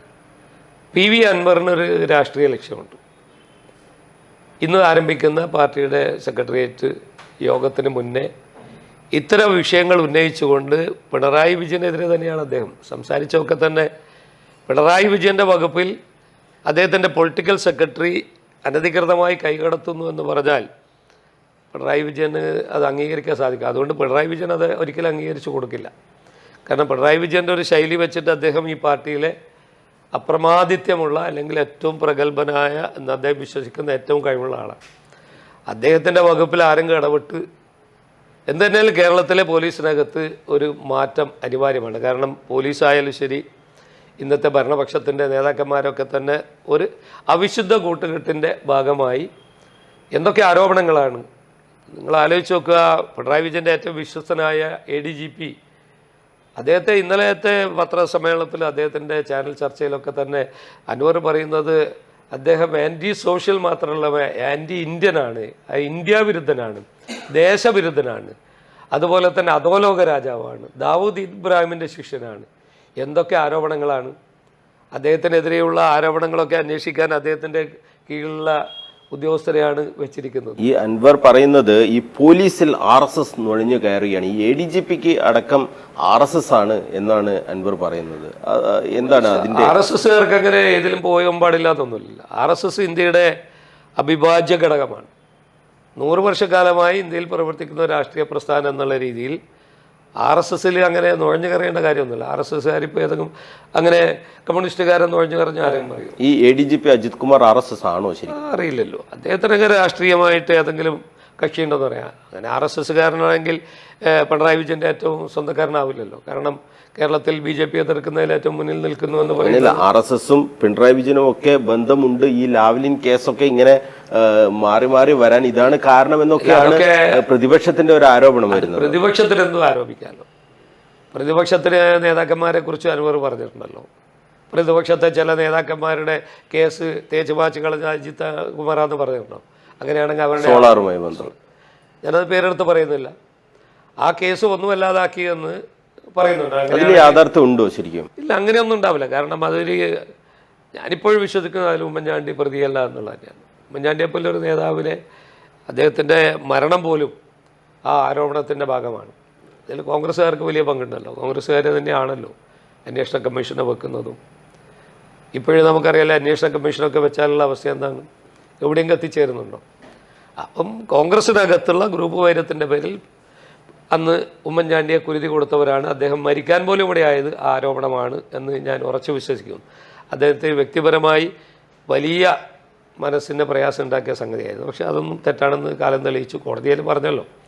അത് നമുക്കതിൽ കടക്കേണ്ട കാര്യമില്ല. എന്തായാലും കേരളത്തിലെ പോലീസും രാഷ്ട്രീയക്കാരും തമ്മിൽ, അല്ലെങ്കിൽ ഇന്ന് കേരളത്തിൽ ഭരിക്കുന്ന പോലീസ് കഴിവുകെട്ടതാണെന്ന് ഭരണപക്ഷത്തുള്ള MLAമാർ തന്നെ അധോലോക രാജാക്കന്മാരാണെന്നും അവർ കൊലപാതകികളാണെന്നും ദേശവിരുദ്ധരാണെന്നും ആര് പ്രഖ്യാപിച്ചിട്ടുണ്ട്? ഭരണപക്ഷത്തെ MLA തന്നെ പ്രഖ്യാപിച്ചു. സമഗ്രമായ അന്വേഷണം നടത്തണം. അതിൻ്റെ പേരിൽ സമഗ്രമായ അന്വേഷണം നടത്തണം. ആരോപണങ്ങൾ സമഗ്രമായ അന്വേഷണം, കോടതിയുടെ മേൽനോട്ടത്തിൽ അന്വേഷണം നടത്തണം. ദേശവിരുദ്ധരാണ്, കൊലപാതകത്തിന് പോലും കൂട്ടുനിന്നു എന്ന് പറയുന്നുണ്ട്. അപ്പോൾ അങ്ങനെയുള്ള ഒരാളെ ഇപ്പോഴും അതിൻ്റെ നേതൃത്വത്തിൽ വെച്ചിട്ട് പിണറായി വിജയൻ മുന്നോട്ട്, എന്തായാലും ഇത് പിണറായി വിജയനെതിരെയുള്ള ഒരു കടന്നുകയറ്റമായിട്ടാണ് ഞാൻ കാണുന്നത്. കേരള രാഷ്ട്രീയത്തിൽ പിണറായി വിജയൻ്റെ കാലം അസ്തമിക്കുന്നു എന്നുള്ള തിരിച്ചറിവ്, എന്നിട്ടും ഇത്രയൊക്കെ പറഞ്ഞിട്ടും നേരത്തെയുള്ള പിണറായി വിജയനായിരുന്നെങ്കിൽ അൻവറിനെ ശാസിക്കാൻ തയ്യാറായിരുന്നു. പിണറായി വിജയനെ കണ്ടതിന് ശേഷം, ഗോവിന്ദൻ മാഷെ കണ്ടതിന് ശേഷം ഊർജിത വീര്യത്തോടു കൂടിയാണ് അൻവർ സംസാരിക്കുന്നത്. അതുകൊണ്ട് തന്നെ അൻവറിന് എന്തൊക്കെ ലക്ഷ്യങ്ങളുണ്ടാവും. അൻവർ കോൺഗ്രസിൽ നിന്ന് പോയ ആളല്ലേ. അപ്പോൾ അദ്ദേഹത്തിൻ്റെ ലക്ഷ്യങ്ങൾ വേറെ എന്തുണ്ടാകും. എന്തായാലും അദ്ദേഹമാണ് ഇപ്പോഴത്തെ താരം. ഇന്നലത്തെ കണ്ണൂരിലത്തെ സൈബർ സഖാക്കളൊക്കെ തന്നെ അദ്ദേഹമാണ് യഥാർത്ഥ കമ്മ്യൂണിസ്റ്റ് എന്ന് പറയുന്ന ഗതികേടിലേക്ക് ആ പാർട്ടി എത്തിയിട്ടുണ്ട്. അപ്പോൾ അൻവറാണ് ഇനി നയിക്കാൻ പോകുന്നത്, നയിക്കട്ടെ. എന്തായാലും ഞാനതിലൊക്കെ കാണുന്നത് പിന്നെ ചില വിഭാഗീയത അതിലും കാണുന്നുണ്ട്. വിഭാഗീയത എന്ന് പറഞ്ഞാൽ കണ്ണൂർ രാഷ്ട്രീയത്തിൻ്റെ ശശിയെപ്പോലെയുള്ള ആൾ. ശശി എപ്പോഴും പരാജയപ്പെട്ട ഒരു രാഷ്ട്രീയക്കാരനാണ്. അദ്ദേഹത്തിൻ്റെ ജീവിതം എപ്പോഴും പരാജയം മാത്രമാണ്. കോളേജിൽ പഠിക്കുമ്പോൾ എൻ്റെ സമകാലീനായിരുന്നു. എൻ്റെ കൂടെ SFIയുടെ സംസ്ഥാന സെക്രട്ടറി, KSU സംസ്ഥാന സെക്രട്ടറി എന്ന രീതിയിൽ SN കോളേജിൽ അദ്ദേഹം അന്ന് ചെയർമാൻ സ്ഥാനത്തേക്ക് മത്സരിച്ച് ദയനീയമായി പരാജയപ്പെട്ട ആളാണ്. 1980 തെരഞ്ഞെടുപ്പ്. SFIയുടെ സംസ്ഥാന സെക്രട്ടറി ആകുമ്പോൾ ഞാനന്ന് KSUവിൻ്റെ ഭാരവാഹിയാണ്. അപ്പോൾ അദ്ദേഹം രാഷ്ട്രീയ രംഗത്ത് ഒരു പരാജയപ്പെട്ട ആൾ തന്നെയാണ്. മത്സരിക്കുന്ന എപ്പോഴും ദയനീയമായി പരാജയപ്പെട്ടു. എന്തായാലും കേരള രാഷ്ട്രീയം ശശിയെ ചുറ്റിപ്പറ്റിയാണ്. ശശിക്ക് ആരെങ്കിലും കടന്ന് ശശി മേലോട്ട് വരുന്നതിൽ എതിർപ്പുള്ള ആളുകളുണ്ടാവും. അവരാണ് അൻവറുടെ പിറകിൽ എന്ന് ഞാൻ കരുതുന്നു. ഈ ഈ സമ്മേളനം കഴിയുന്നതോടുകൂടി, ബ്രാഞ്ച് സമ്മേളനമൊക്കെ കഴിയുന്ന, സംസ്ഥാന സമ്മേളനം കഴിയുന്നതോടുകൂടി ശശി കേരളത്തിലെ രാഷ്ട്രീയ രംഗത്ത് 1ാം സ്ഥാനത്തോ 2ാം സ്ഥാനത്തോ എത്തുമെന്ന് പേടിക്കുന്ന ആളുകൾ ആ പാർട്ടിയിലുണ്ട് എന്നാണ് എൻ്റെ വിശ്വാസം. അതിൻ്റെ ഭാഗമായാണ് ശശിയെ കോർണർ ചെയ്ത്, ശശിക്ക് മാത്രമേ ചെയ്യാൻ പറ്റൂ. ഞാനൊക്കെ പിണറായിയുടെ കീഴിലുള്ള ഒരാളല്ലേ. അപ്പോൾ ശശിയെ കോർണർ ചെയ്യുന്ന എന്നതിനേക്കാളുപരി അത് യഥാർത്ഥത്തിൽ പിണറായി വിജയനെതിരെയുള്ള ഒളിയമ്പായി തന്നെയാണ് ഞാനതിനെ കാണുന്നത്. പിണറായി യുഗം ഈ പാർട്ടിയിൽ അവസാനിക്കാൻ പോകുന്നു എന്നാണ് എൻ്റെ വിശ്വാസം. BJPയിലേക്ക് കൂടുതൽ നേതാക്കൾ അടുത്ത് ഏതാണ്ട് ഈ മെമ്പർഷിപ്പ് ക്യാമ്പയിൻ അവസാനിക്കുന്നതിന് മുമ്പ് തന്നെ എത്തുമെന്നാണ് സി രഘുനാഥ് പറയുന്നത്. ആ പേരുകളിലേക്കൊക്കെ എത്താൻ കുറച്ചുകൂടി അവരുടെ കൂടി അനുവാദം ആവശ്യമാണ്. അതുകൊണ്ട് മാത്രമാണ് പ്രധാനപ്പെട്ട നേതാക്കളുടെ പേരുകൾ പറയാത്തതെന്നാണ് അദ്ദേഹം ഞങ്ങളോട് പറഞ്ഞത്. എന്തായാലും കേരളത്തിൽ അധികാരം പിടിക്കുക എന്നത് BJPയുടെ പ്രഖ്യാപിത ലക്ഷ്യമാണ്. ആ ലക്ഷ്യത്തിലേക്ക് നടന്നെടുക്കുകയാണ് തൻ്റെ പാർട്ടിയെന്ന് സി രഘുനാഥ് വ്യക്തമാക്കുന്നു. മറ്റ് പാർട്ടികളിലെ നേതാക്കളുമായി ബന്ധപ്പെടുത്തുന്നുണ്ട് എന്ന് അദ്ദേഹം പറയുന്നുണ്ട്. എന്തിന് EP ജയരാജൻ വന്നാൽ പോലും ഞങ്ങൾ സ്വീകരിക്കുമെന്ന് അദ്ദേഹം പറഞ്ഞു കഴിഞ്ഞു. കൂടോത്ര വിവാദത്തിലുൾപ്പെടെ അദ്ദേഹം നിലപാടുകൾ വ്യക്തമാക്കിയിട്ടുണ്ട്. കോൺഗ്രസിലെ അപജയത്തിൻ്റെ പ്രധാനപ്പെട്ട ഏറ്റവും വലിയ അപജയമായി കൂടോത്ര വിവാദമൊക്കെ അദ്ദേഹം വിലയിരുത്തുകയാണ്. പിണറായി യുഗം അവസാനിക്കാൻ പോകുന്നു എന്ന് അദ്ദേഹത്തിനോടൊപ്പം ബ്രണ്ണൻ കോളേജിൽ ഏതാണ്ട് അല്ലേ ആ കാലത്ത് പഠിച്ച ആളല്ലേ, സീനിയർ, ഒരുപാട് സീനിയർ, ബ്രണ്ണൻ കോളേജിൽ സഹപാഠിയല്ല, ഒരു ബ്രണ്ണൻ മേറ്റ് എന്നുകൂടി വിശേഷിപ്പിക്കാൻ കഴിയുന്ന സി രഘുനാഥ് പറയുകയാണ്. കഴിഞ്ഞ നിയമസഭാ തെരഞ്ഞെടുപ്പിൽ അദ്ദേഹത്തിന്റെ എതിർ സ്ഥാനാർത്ഥിയായി UDFൽ മത്സരിച്ച ആളുകൂടിയാണ് സി രഘുനാഥ്. എന്തായാലും സമകാലീന രാഷ്ട്രീയവുമായി ബന്ധപ്പെട്ട് പല കാര്യങ്ങളും അദ്ദേഹം നമ്മളുമായി തുറന്ന് സംസാരിച്ചിട്ടുണ്ട്.